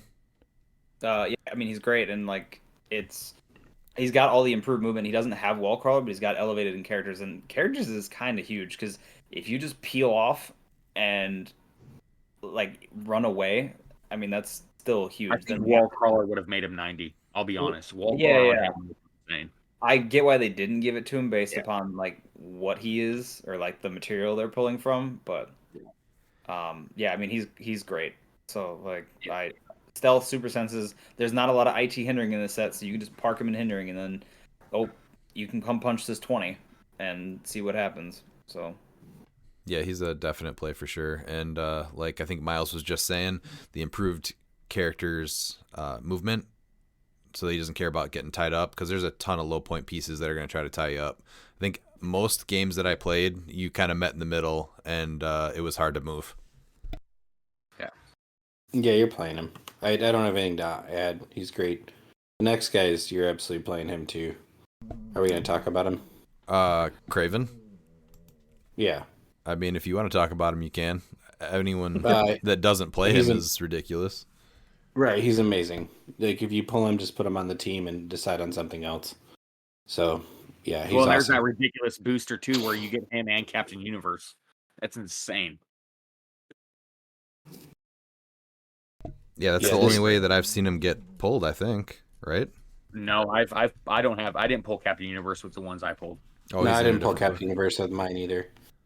He comes in a brick, so if you have a case with the Vulture brick, if the Vulture brick has Spot, then the other brick will only have Craven. If you have the Vulture brick without Spot, Craven is in the same case as Super Rare, or the same brick as Super Rare Octopus. Wow, okay. Yeah, Good to know. weird. All right, then we have the rare Ashley Barton. I think she's an She's autoplay, amazing. right? Yeah, and especially right now until she gets the inevitable errata, which honestly, I think with this being sealed, that this needs to be addressed, and I'll make sure to talk with the judges about it. Because I think that's how they need to rule it, because it creates that weird loop like Merns did when you're able to perplex them up and they're both within their own range. So Mm-hmm. But she's worth holding on to some of your goons for, because she has the trait that if you're the first player, you generate up to 2 with the expendable goon trait. So I mean that's 30 points. So you're almost making her 20 points 20. for 6 yeah. clicks and leadership with Plus Mastermind. I mean, she's poison. She's got mastermind. She's got improved movement characters. I mean, she's definitely not bad. And there's plenty of there's not a ton of ESD, but there's a ton of combat reflexes. So getting rid of that is awesome. Yes. All right, thoughts on Spider Punk? This is Oliver's favorite piece. Ollie. I I'm mean, right there with them. he's an autoplay in the set. He's bonkers. Yeah, this is another piece that I will say you already know who Ollie's playing him. From Oh here. yeah, he played him at Champion Clix too, and he got Norman Osborn like I was saying, and he was doing the 6-range pulse wave, which is a crazy combo. Yeah. But that's your leadership as well. I will say though that he does get taken out a little easy, and if you get him to click 4, you lose that awesome pulse wave. Yeah. And he's a little bit of a pricey piece at 85 points, so he is obviously going to be a huge target when you can pulse wave for 2 damage. Oh, but he's doing a lot, right? And the fact is, you can re-roll that attack if you miss. Yeah, once. which is crazy. So. And he's got improvement elevated. He's got willpower, and then if you miss him with an attack, he removes an action token from himself. So there's With a the 4 lot. and 6 senses. There's a lot going on here. I mean, he's like, if you come across your opponent and they don't have outwit, he's still going to be a bit of a nightmare. So, like, you can then kind of throw him up, and you're not as worried about him just dying, I guess is the best way to put it. Mm-hmm. But yeah, autoplay for sure. Oh yeah. All right, what about the glider? I know we've already talked a little bit about him. He's gonna make. It's gonna make a team. It has to. Yeah, it has to make a team. Mm-hmm. I think there's 2 in a brick average, I think we got 1 when we pulled. Yeah, I'm pretty sure it's 1. but it's at least 1. So yes, This is going on a team, and I think that it's very important to figure out who's going to benefit the most. Don't just be like, I want to play this on here because this sounds cool. I think you really need to look at it, and this is how Team Sealed works. I think you need to really see who benefits the most from that. Like for instance, if someone's playing Slide, he's going on Slide. Like I don't think there's another figure on any team that's going to need the glider more than Slide. Yeah, that's a good I play. don't know. I like if I pull Bedlam and that's what we've got. I like it on Bedlam. Like reflex. Yeah, I know, but when you look at it from a perspective of you want your team to also be strong, I think Bedlam without the glider is fine if you have Slide with the glider on another team. Pete, Just to give you. Pete, where are you at with that choice? Bedlam or Slide? I think you got to talk to your teammates, but I think either one of them is really a good option. Slide with this is ridiculous, though. Oh yeah, that's like good. I'm not even attacking that piece most of the time. Like, why bother? I do think, like I said before, I don't know. I'm playing Bedlam on his own, but I would be playing with the glider. I think I would, if I had the choice to have Slide or Bedlam with the glider, I think I'm putting it on Bedlam because then he actually becomes a huge threat, and it's way harder to take him out. Yeah. I mean, if you're going to invest the kind of points you are into Bedlam, you got to invest everything you can to keep that points around. And this is what's great is that if you get the 2 gliders, you're like, all right, my team's going to be Bedlam and Slide, both with the gliders. Let's go. 185 points. I was going to say, yeah, on the same team. That's awesome. Yeah. All right, going to Firestar. Again, autoplay rare. She's pretty crazy. Oh, she's amazing. Oh my, she was bonkers when I played her. Yeah. Like, it was She just doesn't like, look great, but yeah, she's. what are you talking about? Precision Strike EE and then you pop a. No, fire I know. I mean, if you just thing? look at her dial without that just the EE, the Prison Strike, I understand that, but like she doesn't look fancier like she's gonna help you win. Oh yeah, she was great. Like, and she's one of the, I think, like, only characters in this set that has Avengers. Yeah, she's the only character in the set that has Avengers. So that +1 attack is pretty big. And also then team player. Yes. But then So she has the running shot with a 4 speed, which is pretty average. But then 6 range, 2 bolts, precision strike, energy explosion. So, Yep. And then she's got the little bonus. I don't know how much you're doing the fire smoke marker. I haven't found that to be super helpful usually. I did every game because of the fact that the set doesn't have a ton of reducers, so I was putting it under somebody. And then Yeah. an extra. Okay. Yeah, that's probably going to come into play a lot more than Wheels of Vengeance. Wheels of Vengeance, I think it was almost always a non-factor. Yep. All right, 30-point Spider Cats. Must play. Yeah, low points. There's a couple of animals in this set, which is pretty big to cheat the Spider-Man family keyword if you're going to teleport them over. Yeah. Also, Norman gives her Precision Strike, not for nothing. So. Dude, I just used her to run through people and hand out action tokens. Yep, she does a ton of stuff for 30 points. And the ignoring elevated, too. So, again, with the map choices, definitely make sure you're packing a variety. But autoplay for sure. Yep. All right, Stunner, again, crazy, stupid for 25 points. Yeah. Yeah. But if Remember when you we thought it wasn't the way the dial actually was? And it no, turned that out that we was were there was right. only one person on this podcast that thought that. Who was it? Well, because it Uh-huh. was me. Yeah, I know it was. Yeah. Uh-huh. It makes no sense. That's not a 25-point dial. It's That's not, the but it dial, like, is. over- It's her 25-point dial. If you look at the dial, it's green and it's red. And it starts on 3. Yeah. It's a 25-point dial, Miles. Welcome to the new clicks order. Yeah. Wow. Yeah, dumb. She's a must play. And you never play her at 50. I'm sorry. You just don't. No, her stats are pretty awesome at 50 compared to what they are at 25, but doubling her point And if cost. you get someone with Octopus, yeah, in the name, yeah, she's just, especially with Primoc. You get her with Primoc, it's game over. Yeah, because that's one that generates her, right? Or Yeah. wait. Yeah. Yeah. Okay. Primoc generates her. Yeah, so pay attention to what Dr. Octopuses or any octopi that you may pull because she works really well with them and is even generated by the Prime. Always pay attention to the octopi. They're up to no good. All right, Spider UK. He's awesome. Now we're looking at Yeah. 2-point lines, though. So 80 points or 45 points. 45 points. 45. Yeah. You get that 46. Exploit isn't Yeah. super big for an extra 35. I'd rather take the 12-4 with and super senses. It's a 4 through 6. Like, yes, the invuln is great, but If we're not given 25 more points for Stunner to have those lines, we're not given 35 more points for this guy's 3 clicks. That's a good also point. he's one of your few leaderships. He's also in power. I mean, he's great. He's also one of the few mystics, by the way, too. So if you do that's a deterrent to want to hit him, is because there's not a lot of invincible or reduced pen damage. So Yeah, that's also a good point. Not a ton at all. Isn't he's like standing in a saucer too, right? He is, yeah. Yeah. That's my favorite thing about this piece. I was like, oh, this is awesome. I'd never seen him. All right, then we have the last rare, which is one of the biggest auto plays, I think. This guy absolutely is probably where you're starting one of your teams, but Yeah, Moreland. this is you just hand to somebody. yeah, I played Moreland. He was a monster. He was great. Like, he performed every time, and the bystanders are just like icing. That's just punishment at that point. I've hit you. I've done maybe 4 damage with my precision strike, and now I'm popping out my flurry bystander to probably hit the rest of your team. Mm-hmm. Yep. The traded steel energy, and then when he would heal, you can instead generate one of his bystanders. Now, one of the You can do the trick too, where you support him with, say, like somebody that has support in this set, and you can pop out a bystander. so not It's- only it's great. not only that, you can leave one of his bystanders back by like a Kurt Connors, and then Yes. you can just support that bystander when he's across the map to heal him that way too. Yes.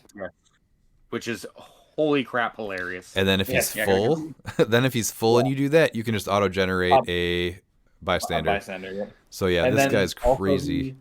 And also, he scores an extra 15 points if he's on his special attack power clicks when he kills a Spider-Man or family or animal, which is pretty big in this set. There's enough animals too. So 15 points again was like, I think I won one of my games with that because I was 15 points up or something like that. There's a It lot helped. of close matches, so that's big.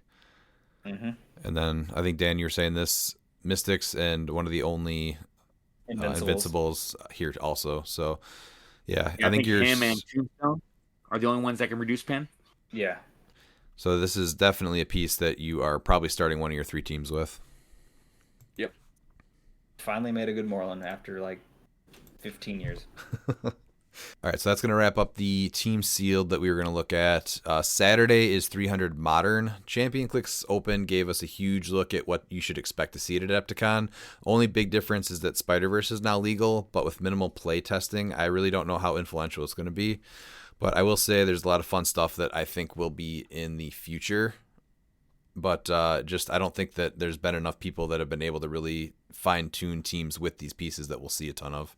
People might still give it a go though. Like, I'm not gonna rule it out. Yeah, I'm sure we will see them, but I just don't think that we're going to have like a lot of teams that are doing well. They're just not going to be fine-tuned. It was like when Black Panther was legal for the end of Silver. There was a couple of Hadaris, but nothing too crazy because people just wanted to play what they practiced. Yeah, I get that. So yeah, we were just gonna look at the top 8 from the Champion Clix Open, and just so you have ways to kind of plan for what you're possibly going to see. And so oh, look at that, 8th place team is me. I don't know how many Blue Beetles are going to be on the field. I still really like him. I'm still playing him, but I don't know if he's going to be picking up any steam heading into Adepticon. Have you guys heard much chatter about people trying to look into him? No, it's just like a rack night where people do talk about him, but they don't play him. Mm-hmm. Because if you actually look at the last year of a rack night's life, there's only realistically 2 people that played him consistently, and that was you and Alec. Yeah, he was pretty low. Next guy, though, this guy is a big play. So this is Ulysses Bloodstone. What are you guys thinking to... If you have this guy across the field from you, what are you doing with him, against him? I'm not letting him get anywhere near me as best I can, or try to deal with him immediately. Like, he's a big threat. So I have the Crimson Gem on him, even though you get the Bloodstone for free. Him with the Crimson Gem, just blowing through terrain and being able to pick up terrain has been pretty huge. He's the guy that runs through my Vibranium in the beginning also. So this guy's been a crazy force since he released. Yeah, he's a Swiss Army knife. I think it's worth playing him at 70 with the Crimson Gem. I think that's a smart move. Yeah, It's better to put Bloodstone on someone else, and Perdegaton's a perfect choice. Yeah. I will say one big thing with him is that if you hit him and he rolls a 3 through 6, he takes 1 unavoidable damage. He will not take the knockback from the attack because the source gets changed to himself. Yeah, because it says he takes 1 unavoidable damage instead. Yeah. So that's instead of it being damage from an attack. So it's no longer being from the attack. So he does not get knocked back, which is big because he has no reducers ever. Yep. Next on my team is Chair Panther. This guy is everywhere. Now With a tomb. I have him on a tomb because he gets the 6 range, and a tomb only pings him if he makes an attack, which I don't usually make attacks, but it is nice for blowing up Vibranium, especially since you have to put the Vibranium 5 away. So, a lot of people are talking about putting the +1 longsword on him, and he never gets attacked or he dies, so it was never worth it. So I went back to a tomb, and I think that works out much better. Yes. Are you guys seeing? I guess the call is, if you need the sideline space, you could go the sword. If you don't, then you can go a tomb. That's my. I just think a tomb's better because giving him that 6 range is just it's so important for the. I agree with you. I'm only stating. Yeah. I'm only giving a. It's tough. Yeah, with the sideline. Yeah. That's my only thought is, hey, if you need a sideline slot, you can then do that instead if you want to. Yeah. And I will say the 6 range outwit definitely came into play in a few games as well, instead of the minimum 4. So this girl has to pick up play. Harley Quinn. I don't know how I was the only person out of 62 people playing her. But basically, mostly she's just going to be pulse waving with the trick arrows and using the nth metal to get rid of team abilities and being able to prevent people from using stop clicks. But she is an amazing piece on this team. Well, John DiGilio, like he showed with his past team like how important this piece is. So it's crazy that after him winning an event and placing second at King of New Orleans, that it just. People still don't understand how good this piece is. Yeah, she should have been played more even before that, and then he won with it, and people should have seen everything that she did. He came in second, and then he won a different event with her, and still just nothing. So, yeah, she's crazy good. I wouldn't be surprised if she starts picking up some steam here. Now, Perdegaton is going to be on a ton of teams. I think he the most played piece at... Yes. He was, right? By far. Yeah, it wasn't even close. I think one of the things that people aren't thinking about, though, when you're talking about Perdegaton and you pick map is how it might screw you when they place your piece. Yes. So I think that is worth noting. Yeah, I mean, they always put my TK piece far away from the rest of my team, basically, whenever I faced a Perdegaton. It's like, that can go to the corner. So... So you're gonna be going up against quite a few Perdegatons. So definitely think about your map choice just based off where they might place your other piece that they can. He still just does way too much for 20 points. It's stupid. And then I put the Bloodstone on him right now. There's times where I wish he had the universal weapon that I gave Daredevil, but at the same time, Daredevil has used the universal weapon a bunch because I started using Perdegaton on his enhancement clicks for some of my games because then he's got the Pensai 3 damage. So I think I'm leaving it as is, but the universal weapon on Perdegaton, there's definitely a lot of matches where I wish he had it. That's a dial of his that doesn't see enough play for Degaton. That Psyblast enhancement click is just insane for attacking. Yeah, again, for for 20 points. I think a big part of that, though, is that this is a lot of people's only leadership, and I've seen plenty of people that basically have a theme team and then break theme just to play him, which is fine because he's crazy. Yeah.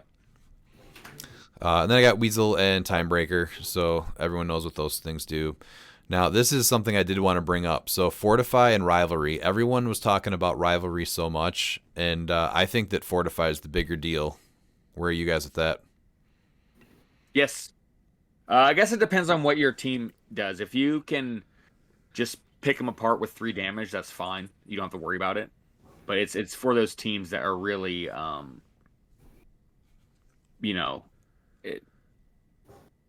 that's going to be able to survive those. And it says when a friendly character would take 4 more damage after reducers, you may have them take 1 damage instead. It's not from an attack, so like that even stops Colossuses. Which is weird. Yeah. So yeah, I have both Fortify and Rivalry on there. They've come in pretty big, multiple games. Obviously, Ares is a piece that you're going to see everywhere, and a lot of times that's who you're going to Chair Panther. A Tomb, he's always there, and then Beetlejuice just because he's Beetlejuice. And then a Mimic.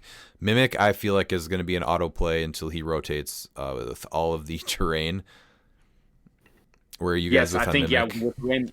with the way Mimic is, you have 5 sideline slots. I don't think there is a world where you don't play Mimic. And then Nifty Traffic Barrel, of course. And then the only big thing is, because I'm seeing a lot of people obviously playing the Bloodstone, I am getting rid of my Heart-Shaped Herb and putting on a 1x2 Elevated to help deal with Ghost Rider. And that is the only change that I'm making to this team from Champion Clix and Adepticon. So that is my top 8 team. Miles, you want to go into Brody's team? Yes, and in 7th place we have Broby Bobbledyke with Pull Your Plants Up. Prime Swamp Thing with Khonshu at 75. Double Man Thing, one with Gaia. Poison Ivy Iconics with Trick Arrow. The Notorious Harley Quinn. And Perdegaton with Bloodstone. It's a scientist theme. Sidelines Amanda Waller, Michael Keaton, Gaia, Khonshu, Mimic, and Poseidon with Nifty Barrel, Phone Booth, and Machine. It's a great plant team. If you've noticed, it's what Bookwood played at the IC, except he decided to not have Rivalry. He played Nifty Traffic Barrel, and that's why it's better. What about as far as like any tricks and what to do against it? Because that double man thing is pretty crazy. You're able to put 8 plant terrain markers down turn 1.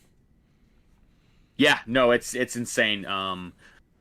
The only thing is that the only thing that really hurts it is not even that much, is juice. But if they're going first, if you're not main force juice, they're going to get at least 1 grave marker, and that's where Mimic's going to come in really handy. It's going to be tough. You just have to be as aggressive as possible with them because you're not destroying those plant markers. And this is where it comes into play, where the man thing is just as problematic as Ivy with it should be once for all characters with this trait. You just shouldn't. Plants, that's where it was broken with Ivy, and the double man thing isn't quite as bad, but it's right up there by starting the game with eight plant markers. Because you just litter the board with them. It's a bit absurd. Yeah, I feel like it should be when Man Thing starts the game once. For all characters with this trait, generate 4 plant. Yeah, that's exactly what it should be. And hopefully they address that. because I know Double Man Thing's starting to really pick up play. Double Man Thing is still a smart play just because they're great attackers, but the 8 grave mark or the 8 plant markers is just. But you have to be able to balance the plants. Yeah, you have to be able to balance the plants, and like the plants are not an easy team to play by any means. But when you have just 8 plants markers, like you're not leaving your starting area, you're not doing anything, and so it's just encouraging more of that thing. I know a lot of people try and give me crap saying, "Oh, he plays plants," but he's saying don't ignore maps. I'm totally fine with playing plants if you're doing it correctly. Obviously, he's playing it correctly, but this is why the unique ring is so important and why Ivy got errated, and I think Man Thing needs to get errated as well, because it's going to be hard to beat this team. Like if you actually watch the game where he played against Rob, like Rob barely beat him, so he was sweating. So outside of a few good rolls, like he would have made it. Like if there was his attack rolls were just horrendous, but maybe that's where the karma comes into play. For one, I do love plants. I think Swamp Thing Prime is, that's his sweet spot is with plants. I don't like the eight plant markers. That feels too dirty.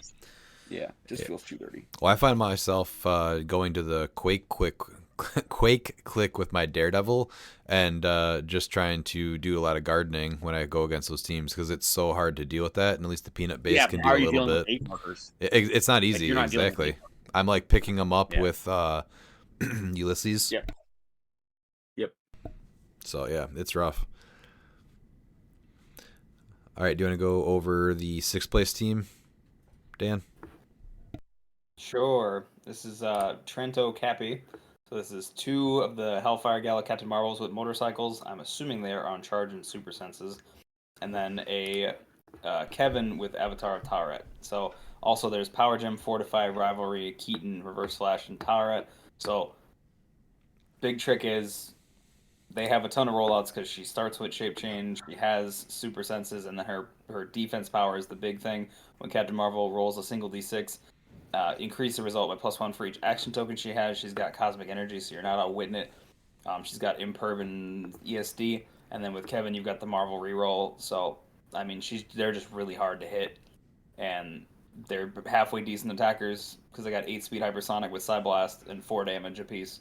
So and they can shoot from the hip. So even if you base them, and they don't want to move, they can just continue to shoot you. So well, and then you also look at Kevin too. Kevin could just change to them power click, and it's not going to be an 11 for 5. Exactly, and then yeah, I'm assuming he put Kevin on prob because he also didn't care about actions because he's just got 3 characters, and you're probably hitting willpower with Captain Marvel. So yeah, because if she has 2 tokens, like your next willpower roll is going to be a 3 through 6. Exactly, and even with the 50-50, I think I hit mine most of the time with her when I played her. It's just I basically had 1 token on her at all times for the most part, and maybe I sat on 2 sometimes, but it wasn't very frequently. So I mean, it's really efficient. So it's a point denial team that I don't think he really scored a lot of points in his games. I'm checking now to see what the he had 1,700. No, he did. Never mind. Yeah, no, he was wiping people. So you gotta. I mean, he's gonna just start hitting at some point. Yeah, and it's gonna be almost impossible to hit him. And it's pulse wave, but can you pulse wave him enough to get through a dial? All of that, yeah. Yeah. So this is my only loss in Swiss, and then I was able to take it another team playing the exact same thing in top 16. But basically, it was just going to be Pulse Wave with the Nth Metal, and then you have to just take away the power. So I was double outwitting and using Blue Beetle to basically strip them of everything that I could after that Pulse Wave, and it was so hard to get through them, and it's very hard to outpace this team because of the more tokens they get, the stronger they are to some extent. The other thing you can do is if you can get rid of that Kevin, try to get rid of him fast. So you got to think about your map choices on this against this matchup too. I was gonna say you can at least take him off the board. Yeah. Yeah. Then they don't have the reroll. But yeah, the Marvels aren't are not ignorable. So and then did you mention that Pocket 5 they have? Oh, sorry, that's even the other thing. So they each get a Pocket 5. And then they can replace it when they roll a 5 in the attack, or they can just replace that in an attack roll, so that just guarantees like I mean you're probably gonna have a good attack roll where you can get a hit, and then if they get the 2 5s, this doesn't really matter for them, but if they roll an attack roll that's 2 5s after resolutions, choose a friendly character with the Avengers keyword within range, and the chosen character gains cosmic energy until the next turn. So that's a nice bonus. It doesn't matter here because they all have it. So, but it's just a nice bonus. Yeah, but being able to replace a 5 in an attack roll is good. So. And then what combos with that is the power gem, and that becomes a critical hit. So Yes. yeah, You're guaranteed one crit hit basically, which is big. yeah, this is a hard team to take down. Pete, do you want to go into Devin Owens' 5th place team?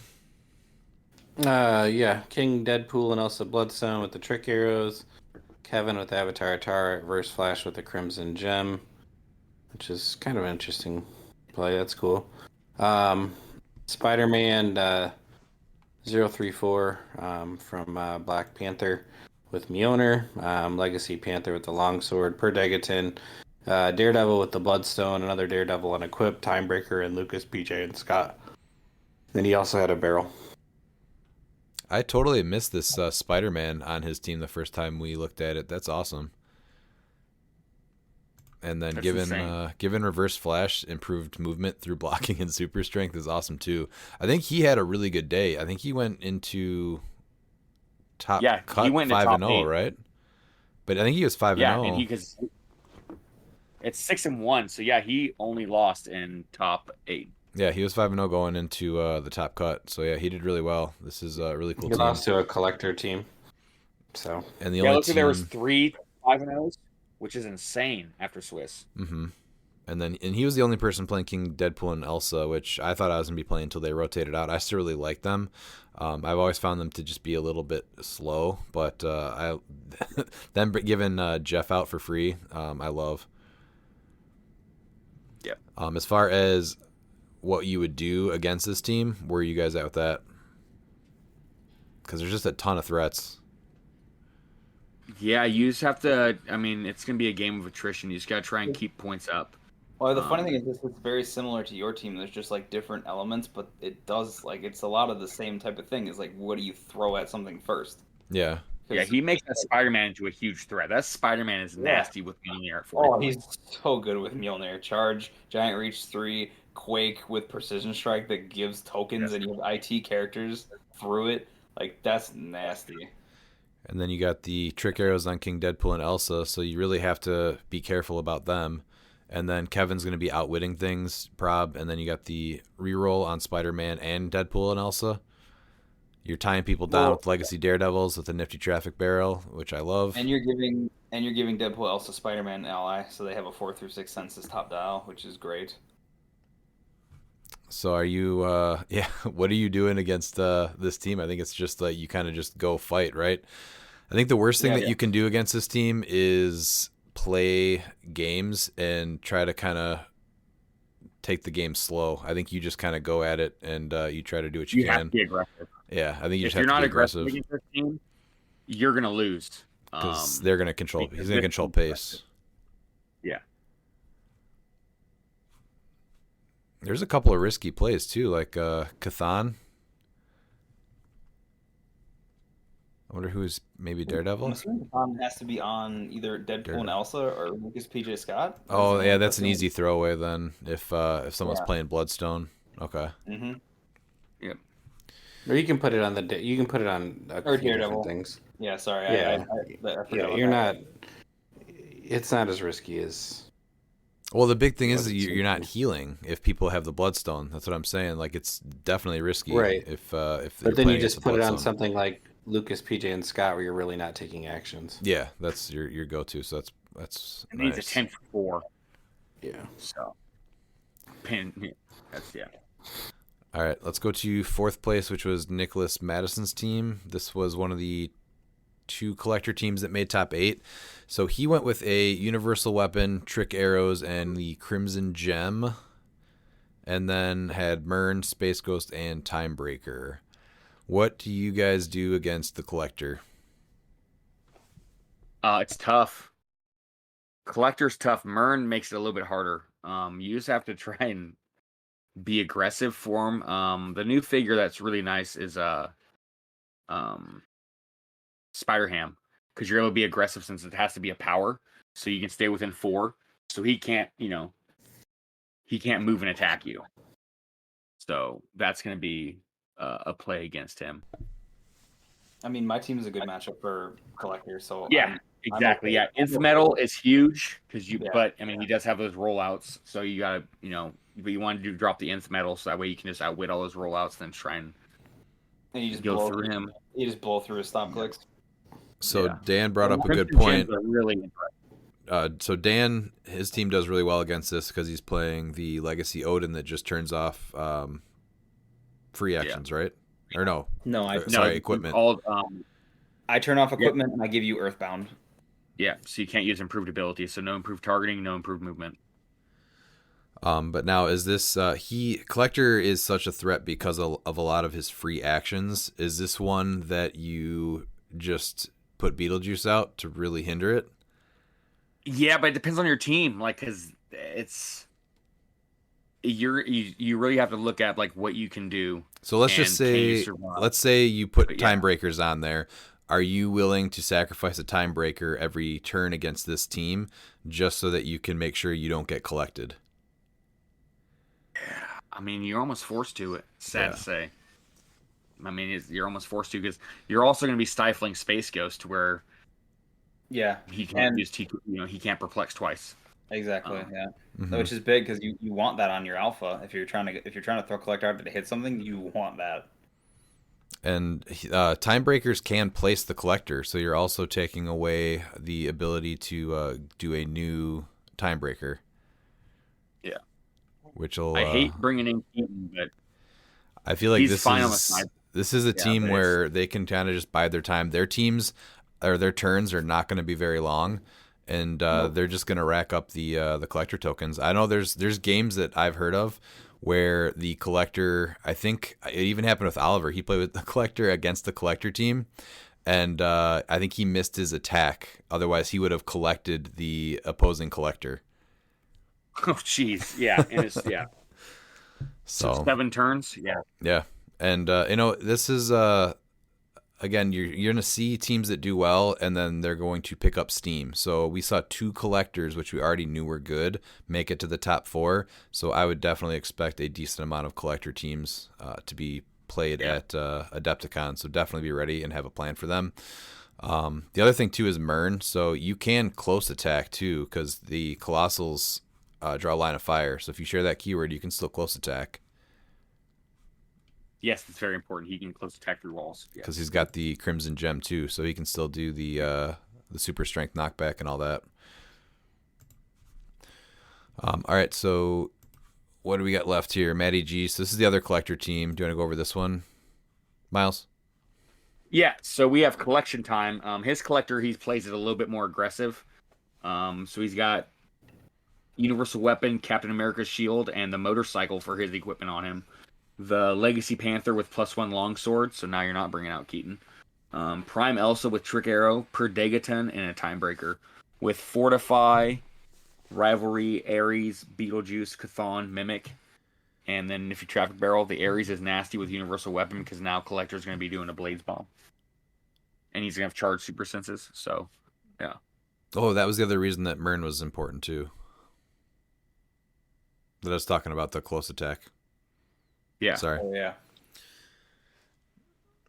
This is this is the version that I am more familiar with, is because now you don't have to waste 10 points on the Collector by giving him Trick Arrows. Elsa just adds a 4th equipment to him immediately. Well, I guess Oh, that's right. She just can pass. It doesn't matter. That's right. Yeah. No, that's right. Yeah, it's good. It's good.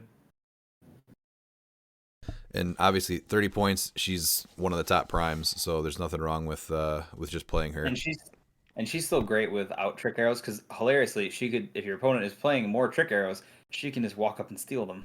Yeah, she just takes whatever she wants, and then she's just another way that she can go back to the Collector and give him more stuff. Yeah. Which, if you can do that with like a Bloodstone or something like that. Collector's equipment, but she can still free attack him. No, I know. Yeah, but that's still good precision strike. it's still good.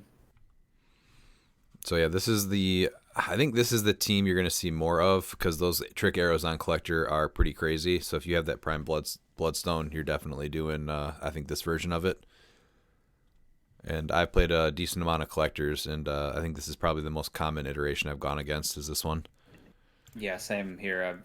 Yeah, there's all the collector teams for the most part I've faced have had her, at least for the most part. Dan, do you want to go over Rob Olger's second place team? Yes, so he main forced Keaton with the motorcycle, and then he had the 048 Ghost Rider with the Dream Ruby, and then he had Kevin, a Prodegaton, and then two Daredevils. One had Trick Arrows, one had Stormbreaker, which Stormbreaker's pretty nasty. Like that's just not something to be trifled with. And then his sideline was the 0100 Blade, Chthon, the 001 Ghost Rider, Mimic Reverse Flash, and the Treasure Chest. I think that they got second place, so I can't see why people wouldn't play it. So it has to be something you're ready for. It just changes how you play the game so much. Like I had to play my game completely differently, and my team does a lot of free actions, but it just changes how you do things quite a lot. So Yeah, I think a lot of people did not find Beetlejuice to be viable main force, and so to see him take second place, and it was a pretty close game, wasn't it? for mine, Yeah, your match, but I was talking about the finals. let me look. Hold on, I don't remember was that round 9? It was 90-5. So I mean, it wasn't super close. Okay, I think he took off at the end. Then I think it was pretty close for the most part. Okay. But yeah, so he didn't have any like was that one shots or anything on his sideline. Basically all his points are built into he had the treasure chest for 5, I guess, right? That costs 5 points on the sideline. Treasure chest is free. Is it free? Oh, okay. I think it's 5 points if you just put it on the map, right? Oh, okay. Gotcha. Okay. I'm almost positive. Does anybody want to verify that? I'm looking. 115 plus 85 is 200, 240, 260. No, you're right. Yeah, it's free. Oh, yeah, it's free unless you put it on the map for 5 points. Yeah. So, yeah. I mean, yeah, all of his stuff is built into his team on the field. So, I mean, the team is good. Like, I played against it. It was very good. It was very effective. It's just, like I said, Keaton makes you play your game completely differently. Like, I had to think through so much. Like, and my team has 4 figures, so it's not like I had a lot of pieces to move. But it changed how like my game plan was every time, because I'm like, oh, there's like 4 different things I can't do each turn that I have to think about and like manage in another way, basically. Now, what was he playing his Daredevils on? What click? I think they were all hypersonic starting out, and then they went from there to like I think he switched them to sidestep hilariously. He's like, oh, well, that was kind of useless. Okay. But, yeah, Yeah. I think they were both hypersonic. Yeah, I think the biggest takeaway is, again, whenever something does well, people are going to start picking that up. And so anyone that thought he wasn't going to be viable as a main force is probably going to be looking at him again. And you got to be ready for it because it's going to shut out your free actions, and there's no drawback to them. So there's probably going to be a lot of low point pieces, like you saw the rest of the team. And this team doesn't have a ton of free actions. Like it's Predegaton's sidestep, I think, is the only like main thing. Otherwise, it's all just Beginning of game, beginning of turn. Yeah. yeah, and they just do stuff. Like the figures just do things. So it's the main one that's getting hurt is Predegaton because he's got sidestep. But otherwise, he's still your TK. Ghost Rider just does his thing, and it's a good team. Like Yeah. So definitely have a plan for Beetlejuice because when it takes second place, it's definitely going to get some people copying it. All right, Pete, let's go to the first place team. And another reason that we're going to see Ghost Rider all over Adepticon this weekend. Yeah, Ghost Rider's going to be everywhere. This is a non-themed team. Colossus with the motorcycle, classic play. Ghost Rider with the Crimson Gem. Kevin with Avatar Red, Legacy. Chair Panther, Perdegaton, Timebreaker, Lucas, PJ, and Scott. Fortify Rivalry. Chthon is on the sideline. And a nifty Traffic Barrel. I mean, all the main really good pieces. Yeah, You know? at first when I looked at this team and I saw Crimson Gem on Ghost Rider, I thought that was really weird, not a good play. But he basically just picks up the phone booth, and everyone around him just gets the shape change then from Ghost Rider. Instead of Colossus picking it up, yeah. That's what caught me off guard. And then he was able to get the his own shape change through the Scarlet Witch chase in the Pensai. So everyone adjacent to him just had shape change. So yeah, it was a solid play that caught me off guard. I did not expect to see that happen. And then obviously too, just blowing through the walls. No, it's good. I like it as a strat. It's very good. Which, going through this again, is this the only Prime Colossus that was in top 8? Yes. Wow. But yeah, I mean, there's a bunch more in the top 16, I think, but yeah, I know there was a lot that were played, but I just realized now that there was only one in top 8. yeah. So anyway, how are you dealing with this team?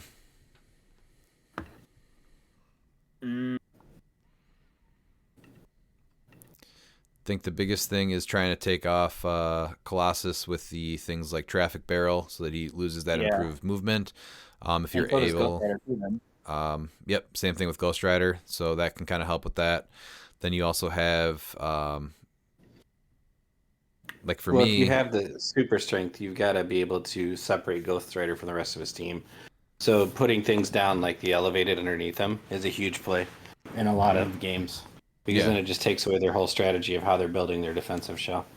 So, but it's a really good team. The thing that surprised me was that there's only 2 main attackers on this team, really. Like, and that was what threw me off. I was like, how? There's 2 guys on here. The rest of It was Rob's when you look at it, like it was just his time, because like your game literally decided who would have made top 8 because his points weren't high. So Yeah. and he would have been 3-2, and then you would have been 4-1. So like your game was to decide who would make top 8 or top 16. That's So fair. I was just curious. I was just curious because I'm not like trying to in no way like take away from his win because his win is no, I'm not trying to take away from either, but what I'm trying to tell people is that just because this team got second place, don't think it's an easy team to pilot. Like Rob got he got like past your team, past that plant team on last action. So there's a lot of luck that went Rob's way for him to get there. And it obviously takes some skill too, but it was not an easy route to the finals for Rob. Like he had to put in work. So when people are looking at these teams just because it made the finals, don't think that if you play this team that you're going to be able to do the same, because you're going to need a lot to go your way. and I'm more or less thinking about Joe's team is like he has 2 main attackers, which I think is interesting. That like I feel like you need one more, but Well, he has 2 Daredevils, who are great attackers. no, Joe, not Rob. I know. I thought I was looking at Joe's team. We, Yeah, no, it's he's got the rerolls, and he was, but if you also look at his team, like it's very methodical, like 190-25. He wiped someone. He won against Dylan 30-15, 175-85 against Robin at the in round 4, 70-50 against a Juggernaut team, 170-75, 25-5 against Redmond. okay, so yeah, like he not all of his games were high scoring either. Okay. So it's just the team is very good. It's just deceptive because you're like you see 2 main attackers and I'm like okay, but there's just a ton of support. So I'm guessing it's more about keeping the pacing going too. Yeah, no, he was playing very methodical, and his team's hard to maneuver against. But yeah, I just lost power, so I had to hop on my phone. no, that's actually a really good point. Rob does really well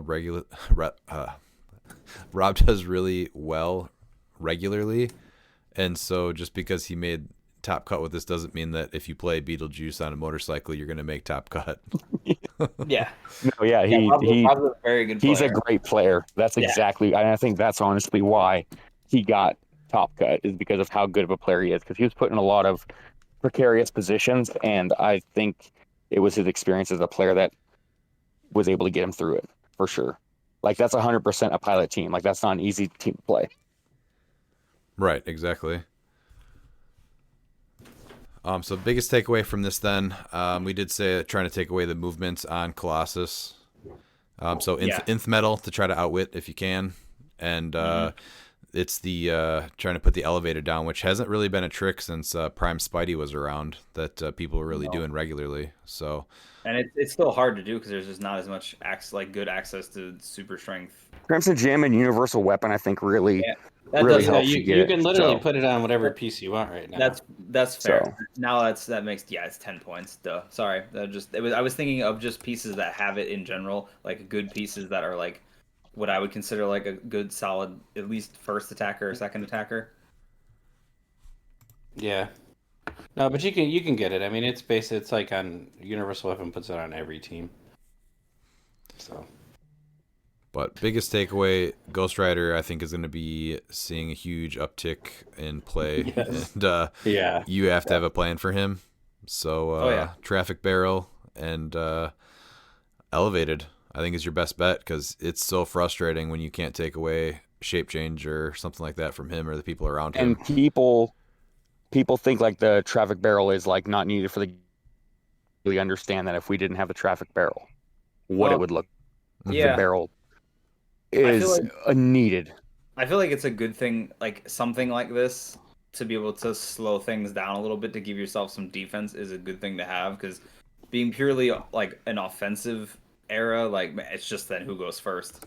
Right. If there's no way to stop them, Well, like, and then with the changes of the first turn immunity, to yeah, where now first player now can go and get their phone booth and everything to set up I mean, for no reason. They can go and steal your stuff. Well, so no, you're not 'cause even gonna have a defense. well, you could mimic their phone booth. So. Yeah, there's ways. Yeah, no, there's other ways. There's spot. Alright. Spot completely changes it. I have a question for you guys. Most important 5 points: fortify, rivalry, or traffic barrel.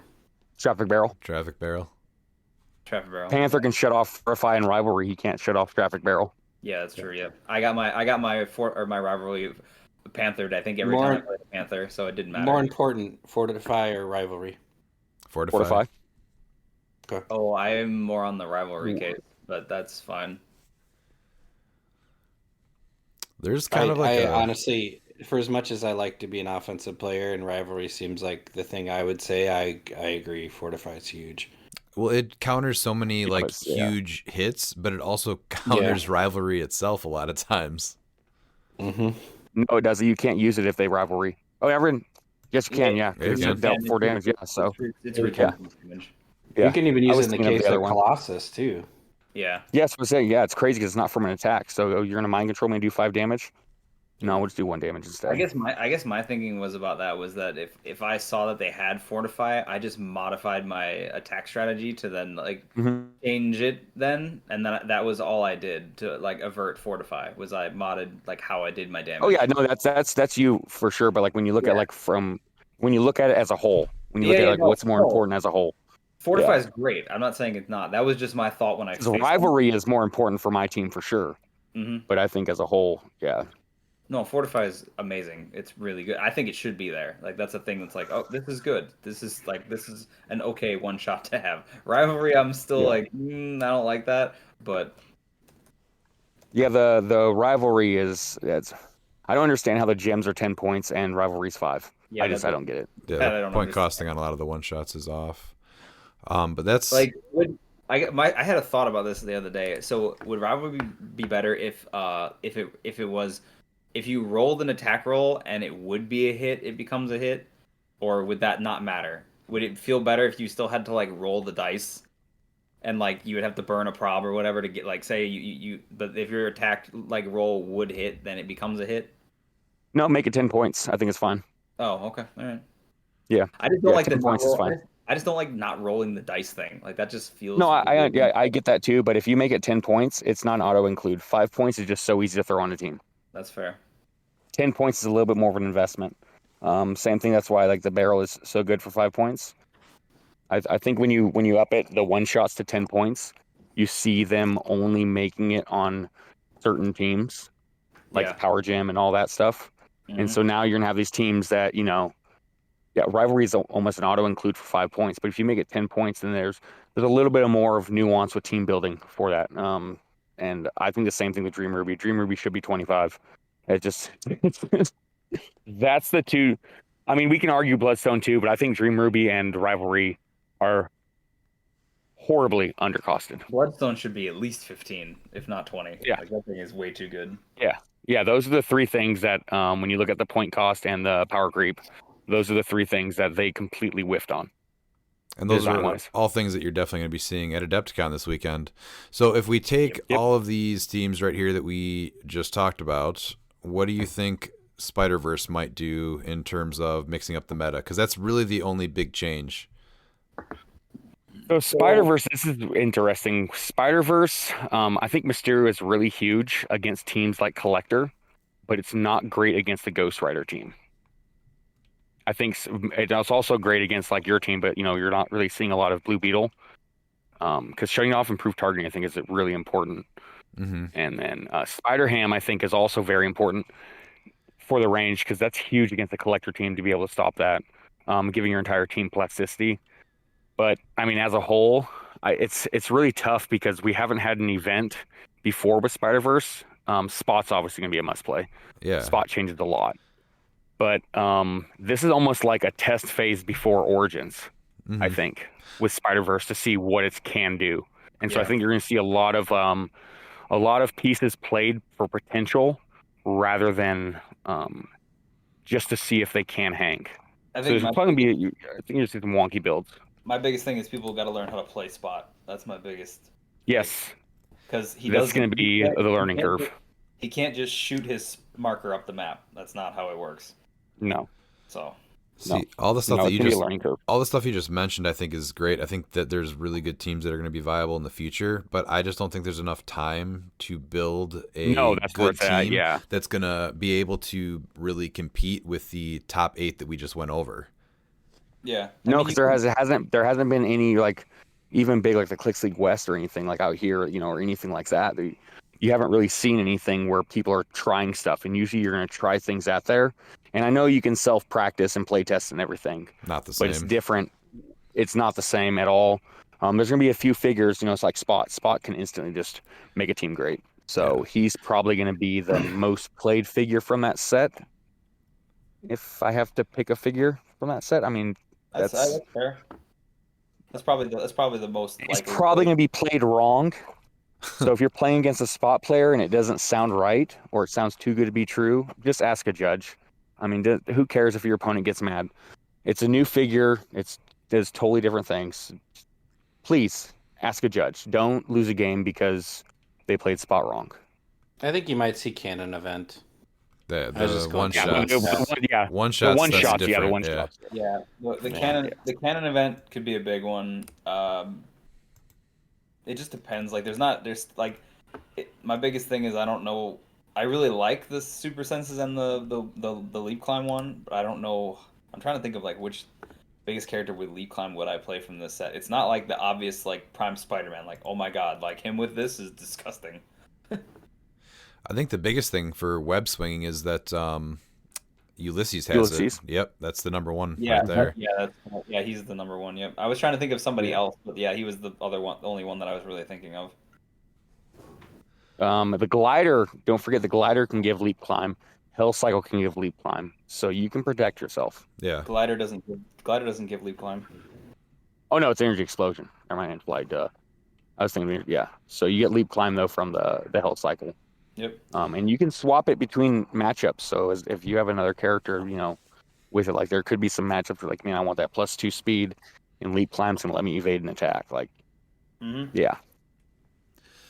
Now, you kind of mentioned Origins too, Miles, and see, I think that this is going to be kind of like a big event where everyone's just going to play the teams they've been practicing, and then now you have 2 months to kind of fine-tune some play testing and whatnot. We have...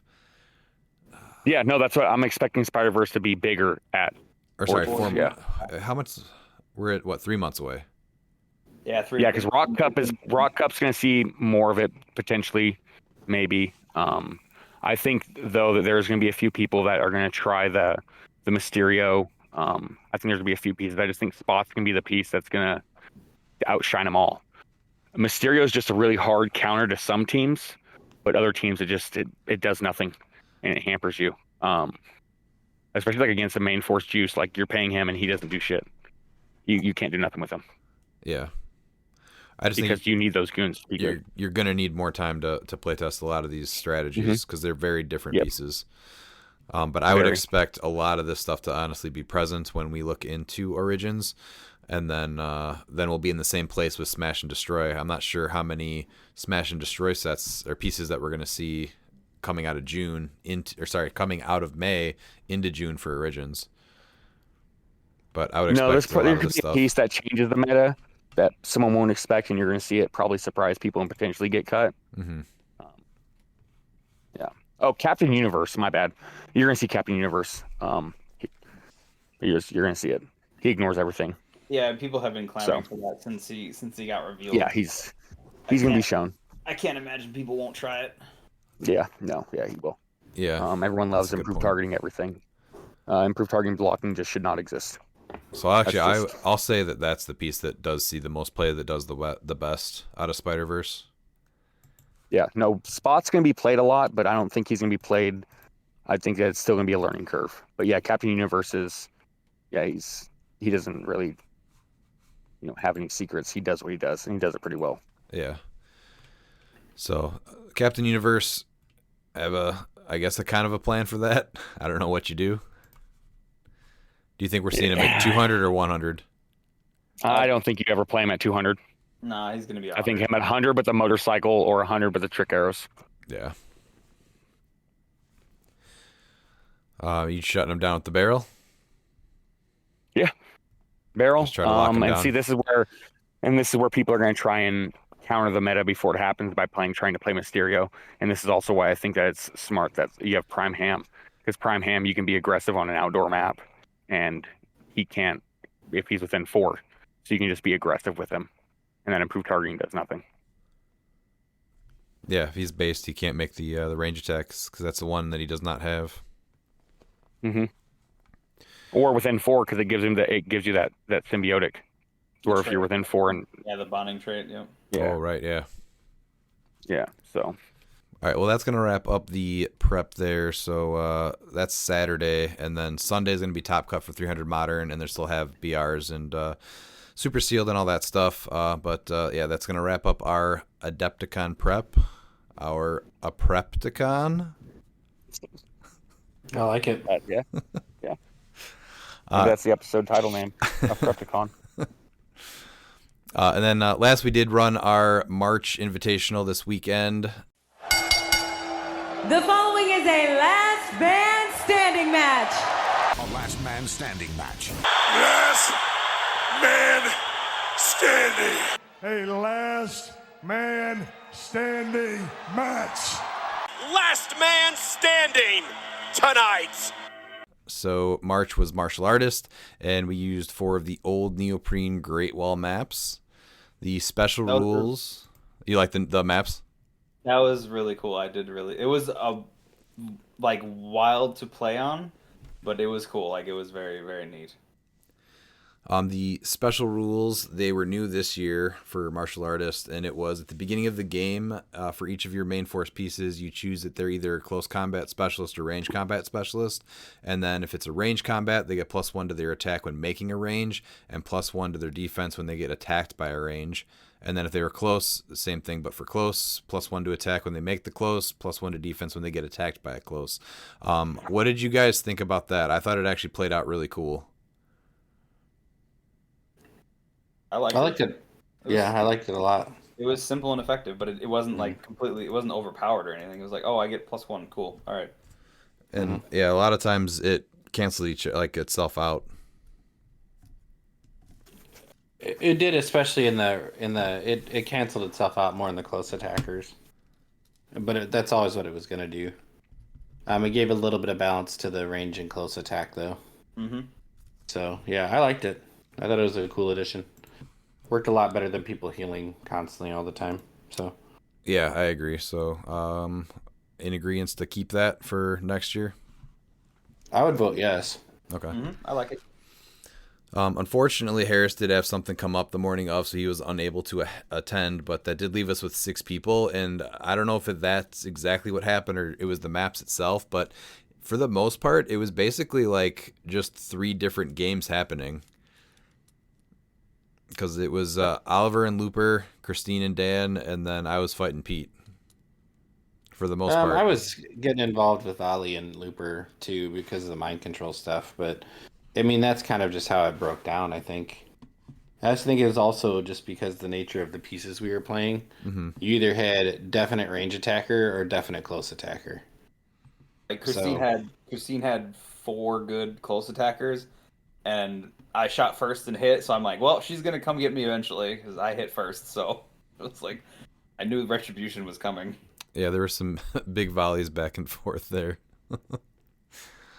And I think we showed that the arrows are quite good in the monthly. I know you said that you were like, I don't know about this. The arrows are still so stupid. I hate the arrows. At least I used them on like an appropriate piece. It's like, yeah, they would use arrows. Mm-hmm. So Christine took 6th. Her team was 3 women and a Wong. It was the first Wolverine from the Hellfire Gala at 100 points with the Nightbringer ring. The deceased Catwoman with the octopus arms, Wong. It's 75 from next phase, and then the House of X super rare Captain Britain with the spin ring. I think she lost Captain Britain pretty quick to the trick arrow, right? Yeah, I hit the 2 dangerous and it's pen damage, so I did 3 pen to her entire team, and then Captain Britain was gone. And then she countered with, I think, Wong first, right? Yes, it took a little while because she had to regroup, but yeah, Wong did come in and slap my Daredevil. Okay. Then I think Oliver took 5th place. Oliver made the team all by himself. Super set on playing Deathstroke with the Dream Ruby, and then he played the Chase Craven at 75, and then Martin Lee with the Indigo Tribe ring, just to generate a guard, have leadership, and use the double support, which he honestly played it pretty well, I would say, because I was not thinking that he was going to be doing much with Martin Lee, but I think he actually really played his part. After Looper was the bad guy. After an initial discussion about when to pop out constructs, yes. Other than that, Ollie played it extremely well. A good game. And a big part of this too was the Dream Ruby on Deathstroke. He lost it really fast because of the Prime Elsa. And if he would have had that, was so sad to see. If he would have had that, and though, Catwoman both. Yeah, unequipping him. So he just held it and was never able to re-equip it. He was hitting some crazy shape changes. So if he would have had that Dream Ruby, that could have changed the whole game. If he'd have had the Dream Ruby, he would have chewed through Looper's team. No, it was Catwoman, right? Because that's why he got dropped. Because Elsa would have stole it. No, Elsa did steal it. Oh yeah, Elsa did steal it. Yeah. he got it back. He killed whatever he gave it to. Yeah, he went after Looper Elsa never next. That he was carrying it around. Yeah. Okay. I mean, Ollie did his damage. He deleted. Okay. We want to go through the rest of the team, or Yeah. We'll go through the game. Yeah. Okay. So I came in 4th place. I had the notorious Black Lantern Green Arrow at 100 points with Nightbringer and Spin. The new Prime Craven with Liar and Demonic. Kangaroo with Spectral and Influence. And then the new Gambit from Collector's Trove with Trick Arrows. Gambit really didn't play how I wanted him to, which is unfortunate. I just saw an opportunity at the free Trick Arrows. And then Kangaroo, though, man, that guy was a lot of fun, and he performed exactly how I hoped he would. So do you think that he has potential in Modern after how good he performed? I think he needs some more equipment. The nice thing about him is that I put the influence ring on him. So as long as someone didn't roll shape change and I couldn't target them, I have a guarantee to knock somebody off and sidestep again for a second time. Yeah. And then just being able to do a double attack. So I mean, he was super mobile and being able to do a lot for free even when he was double tokened. So he was really cool. He played exactly how I wanted him to. Green Arrow wasn't bad. He made some big hits. He just he got hit hard. I think every time he got hit hard, and I'd heal back up, but he was just a big target. And the whole plan with this was that Green Arrow would put a Grave Train marker under whoever he hit, and then he would work with the Prime Craven to make them have to break away, and then give Craven powers through whoever was in there. And it just did not play out the way that I wanted to.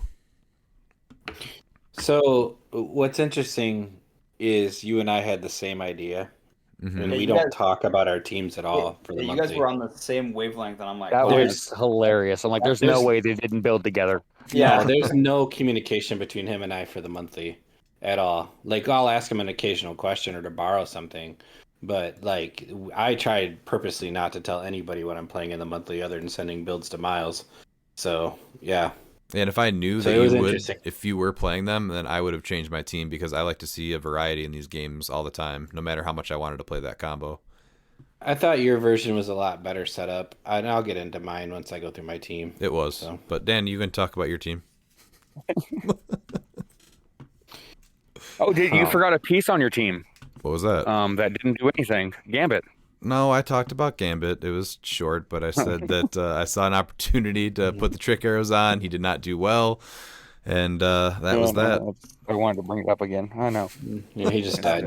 My team Mostly. was played 18, shot 18. It was Hawkeye from Avengers, the movie, the 106 though, with the trick arrows. The Daredevil from War of the Realms with the bag of holding. The Shuri OP or play at home kit with the Carnage symbiote from SPAC. And then Martin Lee with the Mr. Negative on the sideline for the swap. And then the Hellfire Gala Black Widow just at 45 because she was great. And she paired with Hawkeye because like he has a trait that says if he's next to Black Widow, they both modify their attack +1 if not already modified by this effect. So Yeah, you had some neat synergy. yeah, it was pretty cool. I was actually like pretty happy with how my team turned out. So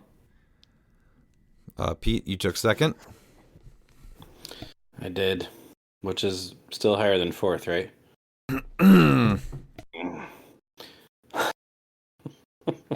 Well, that depends on like, are we talking higher number wise or higher in placement terms?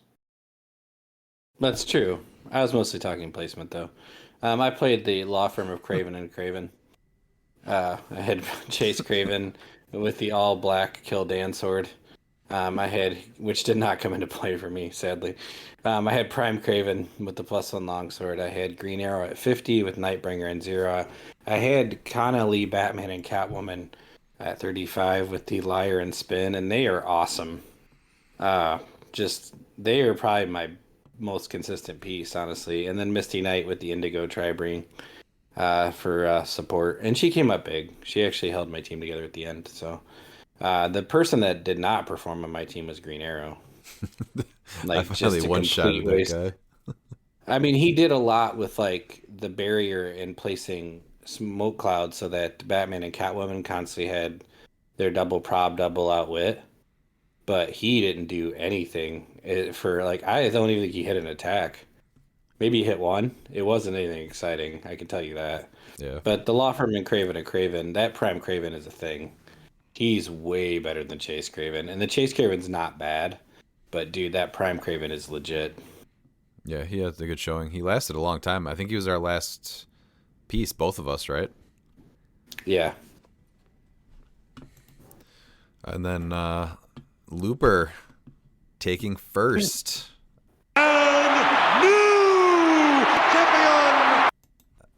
For the third time in 10 months. So Looper played Mantis's Eyes Are Terrifying. It was the Green Lantern from Masters of Time at 100 points with the Green Lantern ring, Hawkeye and Hawkeye. Then Catwoman, the deceased Catwoman with Bucky's arm. Also Bloodstone with the trick arrows, the prime. And then the Collector's Trove Mantis with the spin ring. So he set up in the middle with me, and then I was able to get to him using the elevated terrain a couple times. I had 2 shots at it trying to mind control him with Craven and the Liar Ring, and I missed both my rolls. So he finally took out the elevated, and I was not able to do that trick anymore. But not before I think right after that, he just nailed me with a trick arrow, the same 2 dangerous that got Christine from Dan. So that kind of nerfed my my Craven, I think, for most of the rest of the game. And then Dan, you hit Christine first, I think, right? Even before that happened, who got hit first? I did. I did because she was getting dangerously close, and I'm like, well, if I don't hit first, I'm getting mulched. So I was like, I'm just gonna take the risk and hit. So I did, and then she actually had to regroup, which I was surprised. I thought she was gonna immediately come and swing back at me, to be honest. Yeah, she kind of regrouped, and then I wanted to be a little further away from her, and then Looper started moving a little bit more towards Oliver and set up some barriers so he was safe, and then he started kind of going back and forth with Oliver. Pete, how did that play out for you? You kind of moved in and started going towards Looper and Oliver at first. I didn't have leadership, and I didn't have any way really of moving my pieces a lot because I had to constantly keep them bunched up and stay away from the storm. And so it took me a while to get into anything. I'm not if I play the monthlies, I generally have pretty ultra mobile pieces in one way or another. And I did not have that this month. And I definitely won't play again without leadership. Not having that fourth action really made a lot of decisions a lot harder than what they should have been. It's tough. Brevin, you didn't have leadership either, right? No. Yeah, and it's not like sucks. for a lack of like I understand like sometimes it's hard to build it. It's just one of those powers I just kind of expect to be on everybody's team. Mm-hmm. So I was like, when you don't have it, I'm like, wait, you don't? What? Yeah, if I build, it's either going to be like with leadership in the monthly, or it's going to be like big pointed characters to where you don't have to worry about it. But anyway, eventually I got up there and I ended up mind controlling Ollie's Deathstroke. Yeah. And purposely, I hit something.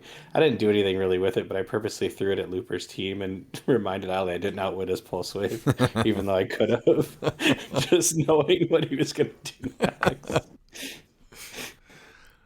So that's kind of how that went. And then Wait, tarot cards came up crazy huge this game for the first time in I think quite a while. oh yeah. Because the what's the one that lets you poof into hindering? Page of Pentacles. Oh, I love that card came up. I was like, oh, this is going to be a turn. So yeah, that one came up, and that changed Pete's direction towards me, and you were able to rush in. And did you take anything out? That's when you took out Gambit, right? Yeah, so you can place within 6. So the law firm of Craven and Craven both have stealth and can place into hindering then. So I could just get the Chase Craven to your front step. So I took Flurry. And I was figuring I was going to have to hit twice, which is never a thing, honestly, for me. But I got so tired of just sitting there doing nothing that, so I brought him up there and I actually crit hit Gambit naturally and just watch him disappear. That was pretty satisfying. I was gonna say, Not my favorite. For all the times Gambit has like messed you up, I'm sure you were just like, take and that. then I think I hit Green Arrow too with the follow up attack. And then it's pretty much I knew I was going to lose Craven. There wasn't going to be any way to get him back. Now, I did have my other Prime Craven set up to go up and fight with Ollie and Looper. But every time I've split my team that hard, it just bites me in the butt. So I kind of actually, Ollie's like, well, don't send him up here and don't attack me. And I was like, all right, man. Like, I don't really want to get involved with the pulse wave anyway. So I'm just going to kind of peel back a little bit and get him set up for like the next attack to go more towards whatever's going on in the middle. So. And then Kangaroo was able to drop kick you off the wall, which was great. Yeah, Kangaroo was really fun. I knew you were going to cause me a lot of problems with that piece. I just could tell how it was loaded out and everything. I thought this Kangaroo is going to absolutely just frustrate the crap out of me. So.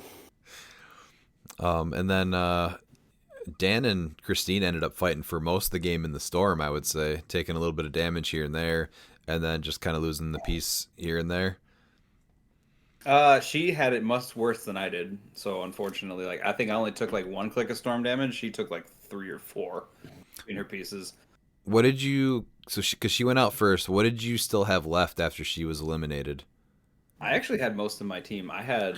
Because I lost Daredevil early, but I still had the rest of my team. I didn't lose anything else until later. I still had Hawkeye, Panther, Martin, and Widow. Who took those out? How did I lose? I think you took out Widow. I think. I was pretty sure that Christine got your Widow and your. No, she got Widow because it was Catwoman on her last deceased click. That's what it was. Oh yeah. I think. Oh, did she mulch Hawkeye too? I think thought she mulched did. Hawkeye. Yeah. Yeah, she did. Yeah, she did. Yeah, because it was X-23 Wolverine that mulched. Yeah, that was pretty rough. So I was just down to Martin and / Mr. Negative and Shuri at that point. Yeah. Okay. And then you kind of had one of the corners and was able to kind of hold your own there for a bit. Pete took out a couple more of my pieces, and then Looper and Ollie just went back and forth. And Ollie took out it was Elsa and then Mantis. Oh no, he he got his pulse wave off with Deathstroke and nailed the 6 and immediately took out Hawkeye without a thought. Well, they took him to last click, and then he mopped him up with something else. I don't remember what it was. He knocked him back. Yeah. Oh, that's what it was. Yeah, right. So, yeah, he did one shot Hawkeye. And then he went and left. I think Looper ended up with Green Lantern, and who's his other piece? It was Green Lantern, Catwoman, and it was the chainsaw. I think was that. That's right. And then Ollie had Deathstroke for a while, and he just couldn't equip the gem, and he was hitting shape changes like crazy. But eventually, Looper took out Deathstroke, and then he was able to go with Deceased Catwoman and Green Lantern. And then... So, that was a whole back and forth thing, too, because as hot as Ollie's freaking shape changes were without that gem on him, dude, Looper's willpowers were terrible. Yeah. Like, honestly, just terrible. On his Green Lantern. It was comically bad for most of the day. I was going to say, especially for a guy that has 50-50 willpower, it's like, man, he just was like rolling a 1 or a 2 most of the time. Yeah. Like, man, you were just so bad. Mm-hmm. And then, Pete, you took out my Green Arrow, right? Yeah. I don't remember what finally got him, honestly. I tried to mind control Kangaroo and missed him with 2 props, because I was going to try to do it that way. And then I think Prime Craven finally got him, honestly. I think I had to sell out Prime Craven to get him, but I did finally kill him. And then Kangaroo got hit with some penetrating damage a couple times. He finally got taken out. I had Prime Craven. Oh, no, that's right. So I had this awesome plan that I was going to do, and the Fool came out, so no equipment for this turn, and that was the other just crazy one that mattered a bunch. So I set it up. That was the turn I flipped because I had the shield throw on my sideline, and that was the turn I flipped the shield throw to have 3 targets with Hawkeye before he died. So I got 3 more pen damage off the 3 different people. I think that I hit I think it was your Craven I hit. It was one of them. Yeah, that was a big one. I don't remember who you hit, but you definitely did some damage with that one. It might have been even Kangaroo, actually, because I think everyone else had stealth. I know I hit him, because that's how I killed Pete's Craven the first time, too. Mm-hmm. I had Kangaroo sidestep over the building and then charge Quake, and he crit missed. Yeah, he did. That's right. And that was very disheartening. My rolls were really rough for the beginning of the game, and then I had some really bad ones. And then Kangaroo got taken out. Were so hard to watch. They were pretty bad. I'll just be honest. Yeah, especially the first half of the game was pretty rough, honestly. Wow. And then Prime Craven, he ended up coming up because I was supposed to. The whole reason I set up like that, I was gonna Quake off the wall, and I would have gotten Green Arrow, Batman, and Misty Knight, and would have done a ton of damage, but he crit missed. And so after that, I just ran my Prime Craven up there and took out what's his name, your Green Arrow right away. And then your response back to me, I think, was taking out Kangaroo, right? Yeah, I had to get rid of Kangaroo. I couldn't get kicked off the wall anymore with no reducers. I did at some point use my Misty Knight to heal my Craven back up too. Because I actually got him back up to my Prime Craven back up to top dial. And we'll get to what happened to him after that. So I had Prime Craven, and Pete called for a gentleman's agreement, and it might have been the first time that I took it. I was like, you actually agreed. I was like, wait, where's the bloodlust? I was not looking great. So Pete left. Craven grabbed the all black and went into the corner. And then Dan hypersonic speeded with Shuri and killed him. So that was me. He didn't really have a lot of choice, Dan. If he'd have stood there, he just would have gotten outwitted into the ground and destroyed. Yeah, So, I was dead either way. No way to heal. yeah. I understand that, but he's been really like, he wants to be heel turn right now. So I was like, okay. So we were getting to the point in the game where you start to look at what other people have, and Looper had 2 pieces. You had 2 pieces. I had a couple pieces, but I only had 1 attacker. And so now I'm thinking to myself, what's the best way here to have somebody else to help me fight these other guys that, and you rightfully took, you went right in on him and killed him because he had the all black. So The sign of a true heel is, even if it's your enemy, the enemy of your enemy is your friend. So you make alliances that normally you wouldn't, because you got to benefit yourself with a heel. yeah, I'll it give was him a that. it was a gentleman's agreement. It was fine. We were gentlemen. We went our separate ways. I wasn't gonna let him live with the anti-Dan sword. I was like, no, you gotta go. Like, like, I don't care if you have side up. You're gonna somehow get over here to me, and then I'm gonna not enjoy any of that. That's the second month in a row, though, where I turn my head and then I look back at the map and you hypersonic speed in with a piece and you're adjacent to my piece, killing it. Did I? You did it to Gambit last month because he was holding the Bloodstone. With no. Oh, that's right, Makari. Makari. Yep. It wasn't hypersonic. It was charge flurry. Oh, sure. But same difference. All right, and then how'd the game finish out for you guys? I knew I couldn't kill Dan's piece because he had a stop click. So I tried to bait them into coming into the middle. I think I hit Catwoman, actually. She came over and killed something. Or hit something. No, I and then murdered. I murdered you, Misty. I think no, she didn't hit anything. I don't think. You Oh, still no, had she Misty didn't. Knight- She- you yeah. had Misty Knight and Craven still. Yeah, so I did. Oh, I force blasted I popped the boot out and force blasted your stupid demon out towards Hey, him. you So did, he yeah. had to deal with it. Yeah, that's what I did. That's what you did. I was like, this thing's got to get away from me. I can't deal with this thing. So, yeah, and then I kind of peeled back into the corner and supported up and waited to see what they did. And then Looper went around the back the other way because in the middle there's like a pit where he placed some blocking coming down off the elevated initially, 1 space out, which kind of surprised me. So once he decided to do that, I was like, well, I guess I'm going to have to go in and attack Dan because he's not going to do it. So I kind of went down and tried to lock up a Dan and get rid of his Martin Lee, Mr. Negative thing. And I think I did that actually. Eventually, he lasted longer than I thought he would.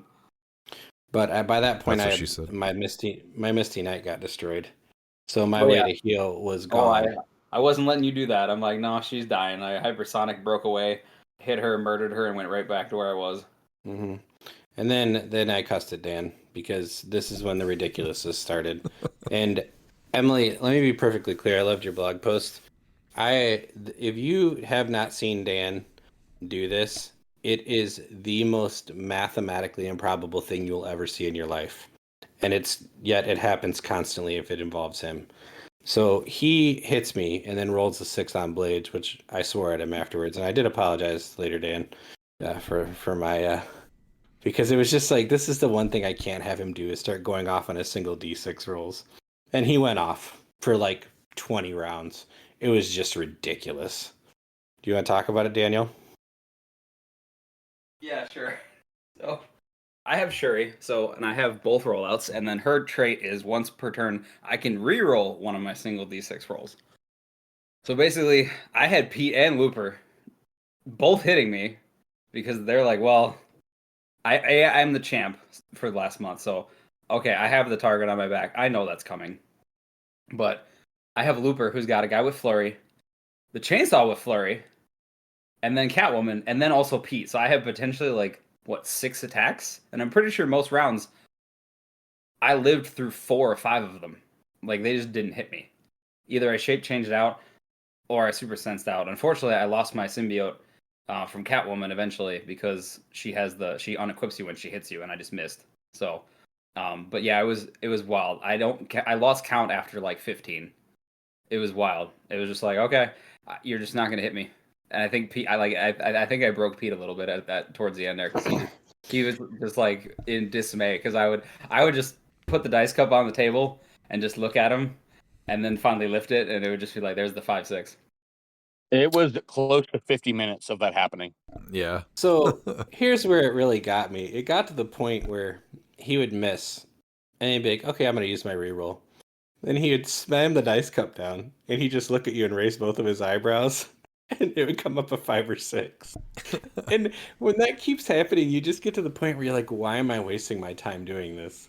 And so I was also trying to balance the fact that if Dan dies, then like I have to fight Looper, and he's got 3 attackers and I have 1. So I did hit his Catwoman, and this is my biggest mistake of the day. I hit him with Craven and did not put a grave marker underneath her, which is not optional. But by the time we figured it out, because people watching, Miles mentioned or messaged, and so did Ryan Harris, it was so far past that point that I didn't feel right adding it at that point because that wouldn't have been fair to Looper, because it would have changed like his whole decision making process of what he was trying to do. Because he So probably would have broke off and might have started hitting you more than me. correct, which just it didn't feel fair to anybody at the table at that point to be like 3 turns later, be like, oh man, like I totally forgot to do that. Like there was no at that point. I would just err on the side of whatever benefits the other player, because it would have benefited me. I'd have had precision strike, I'd have had super senses, I'd have had a bunch of stuff. But that was me, my screw up for not playing my piece and not understanding it. It wasn't anything else. So eventually, though, Dan did finally succumb to the multiple attacks. I think Looper killed you, right? He did. He got me with the a crit hit had to be involved. He crit hit me the first time, and then the second time I just missed. It was a hell of a stand, Dan. I mean, hey, if I'm going out, I'm gonna make you earn it. So Yeah, it was one of the most impressive things I'd ever seen, and infuriating at the same time. And then basically, I'm feeling like I'm gonna lose, but I think he had hit it like a 20 or a 21, and he just hit it like first roll, and I was like, well, that's it. Good game. Yeah. So Dan was alive for like an hour, it seemed like, and then finally Dan went down, and then you just went down immediately after. I love that I lived for so long, and then it just basically extended Pete's life by that long. It was just like Looper was so focused on taking me out, and you were just like, well, yeah, you're kind of the bigger threat right now, so I need to deal with you. And that was the only reason I attacked you, is because you had outwit. And I'm like, well, I need both of these to stand the chance of living through both of you, so I have to hit you first. Yeah, there was Yeah. a lot of stuff that just anyone choosing the other person to attack, it affected the game quite a bit. Yeah. No, it was we always say the monthly's fun. The monthly's a blast. Like there's not many things better than playing in the monthly game. But this was a super fun and competitive ending, and I was honestly, it could have either one of us. I think Looper had the advantage over both of us, Dan. Looper's Oh, the only yeah. guy that could have killed you, because I couldn't have killed you. Yeah. Because you had to go to your stop and then clear. So I would have had to have you on your stop with dual action tokens, and you missed those rollouts, and it just wasn't going to happen. So I think either me or you were finishing second and third. It just was determining how to do it. Eventually, Looper's dice were going to catch up. I would have had to have had gotten extremely lucky to been able to like hit. If I like hit his green arrow or something, or sorry, green lantern, that would have changed the scheme a lot. But I don't know if I could still survive through Catwoman on her deceased clicks. I just don't know. But I mean, she gets charge flurry, and it's still a lot of attacks. So I don't know. But yeah, I mean, I don't know if I don't think I would have been able to live through that either. So there's just a lot would have had to go right for me, and I don't think I would have had that. If Catwoman would have went to her deceased clicks, I would have ran off. Oh, I would have done. just I would have done the same thing. I would have immediately just. I had plasticity still. I think I would have just broke away and left. I'd have been like, "Bye, leaving." I was waiting to see if she did, because once she did, I was leaving and just kiting her around until she was dead. Yep. I was not messing with that piece on her deceased clicks. No. So yeah, that was my thought anyway. No, but I mean. But yeah, Looper takes the win again, which is 3 in 10 months. Really, really awesome. He chose How many have you had in the last 10 months? everyone say goodbye to Pete. This will be his last time on the podcast. It's been a real pleasure, gentlemen. He's got his many wins. Every time I think, oh, I've got one up on Looper, he comes back and he gets me again because I have 3 wins. He has 3 wins. Looper did not have an easy day either, man. He was locked in Mortal Kombat with Ollie, and I was occasionally mind controlling Ollie's team to put Ollie in a better position. He's showing that he may be a new player, but he's probably the best monthly player. I mean, 3 out of 10 is insane. Mm-hmm. He learned real quick. He got thrown into the fire against everyone else that's been playing for a while, and he learned real quick how to build and how to play. Because he won his. Which one was it? Was it his first monthly that he won? No, he got mulched his first one. He learned a lot of lessons in May when he did his first one. Oh, I thought it was Soldier. No, he won the named keyword. That was his first win, I think, right? Yeah, he won Defenders. Yep. Yeah. No, he did not win his first monthly. He learned what Skynet was his first monthly. That's what it was. Yeah. The next week purchases are always fun after the monthly with Looper. He's like, well, got a Sky Tyrant. Like, yeah, it's a pretty good one to have. You'll play it a lot. Mm-hmm. Going into April, though, for Animal, as the champion, he chose Kong, so he's the only person that can play Kong. He banned Kong. Good choice. That's exactly who was banned for the Animal game out here. Oh, was it really? I don't think there's ever going to be... Yeah, I don't think... There's no way that you don't ban Kong. Like, you have to. Like, that's the one keyword, like Animal. Like, it has to be Kong every time. Yeah, I feel like that's probably that was the right choice. Now I'm really curious what Pete bans, because Pete bans an equipment or something else now, right? Pete, are you still thinking about it? Yeah, if I want to know if we can count Dan's Dice Cup as equipment. No. Yeah.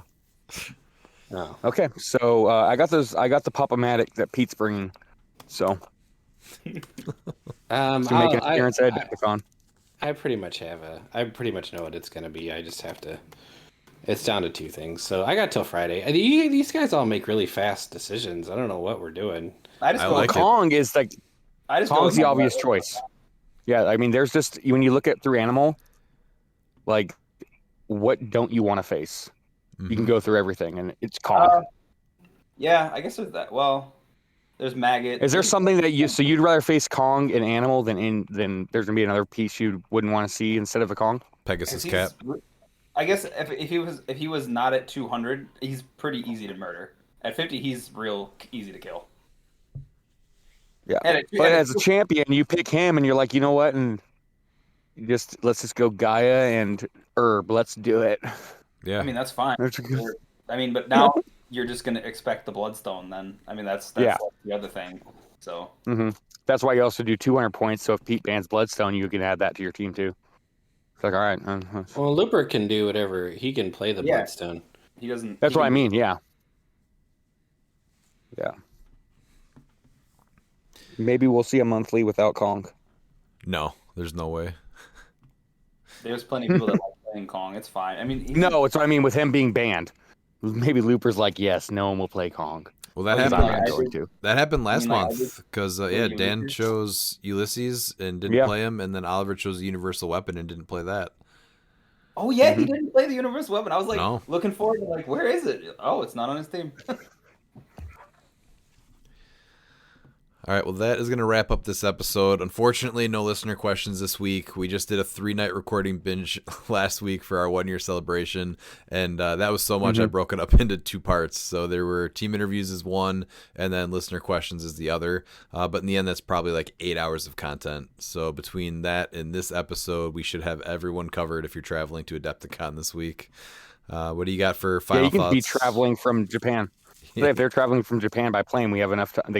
They will probably not be done with this episode by the time they get there. No. That's a long flight, dude. I've been on that flight, that's like 16 or 17 it's pure hours. Hyperbole. Okay. It's pure hyperbole. It's pure hyperbole. Like 17 hours. Yeah. No, I'm looking forward to Adepticon. It's going to be great to have all of us together for once. Every single one of us is going to be sweet, so we're going to have a sweet team picture, I'm sure. Oh, yeah. So yeah, I'm looking forward to it. I got my team settled on it. It's went through quite a few iterations. Hollywood Miles was the clear favorite to show up. So Hollywood Miles is bringing the new world order of cliX meta. So Nice. yeah. What about you, Dan? Excited for Adepticon. I mean, I get to team back up with Pete, and unfortunately not Miles, but Well, yeah, because at that time I didn't think I was going to make it, and then the Bookwood Report decided to throw it on there. So no, I know. I mean, otherwise, I'm really excited for it. So I think my team is good. I made a couple adjustments, so we'll see how it plays out. it's a team that people aren't ready to go against, and it's so people better be prepared to deal with Legacy Odin because he's coming at you. What about you, Pete?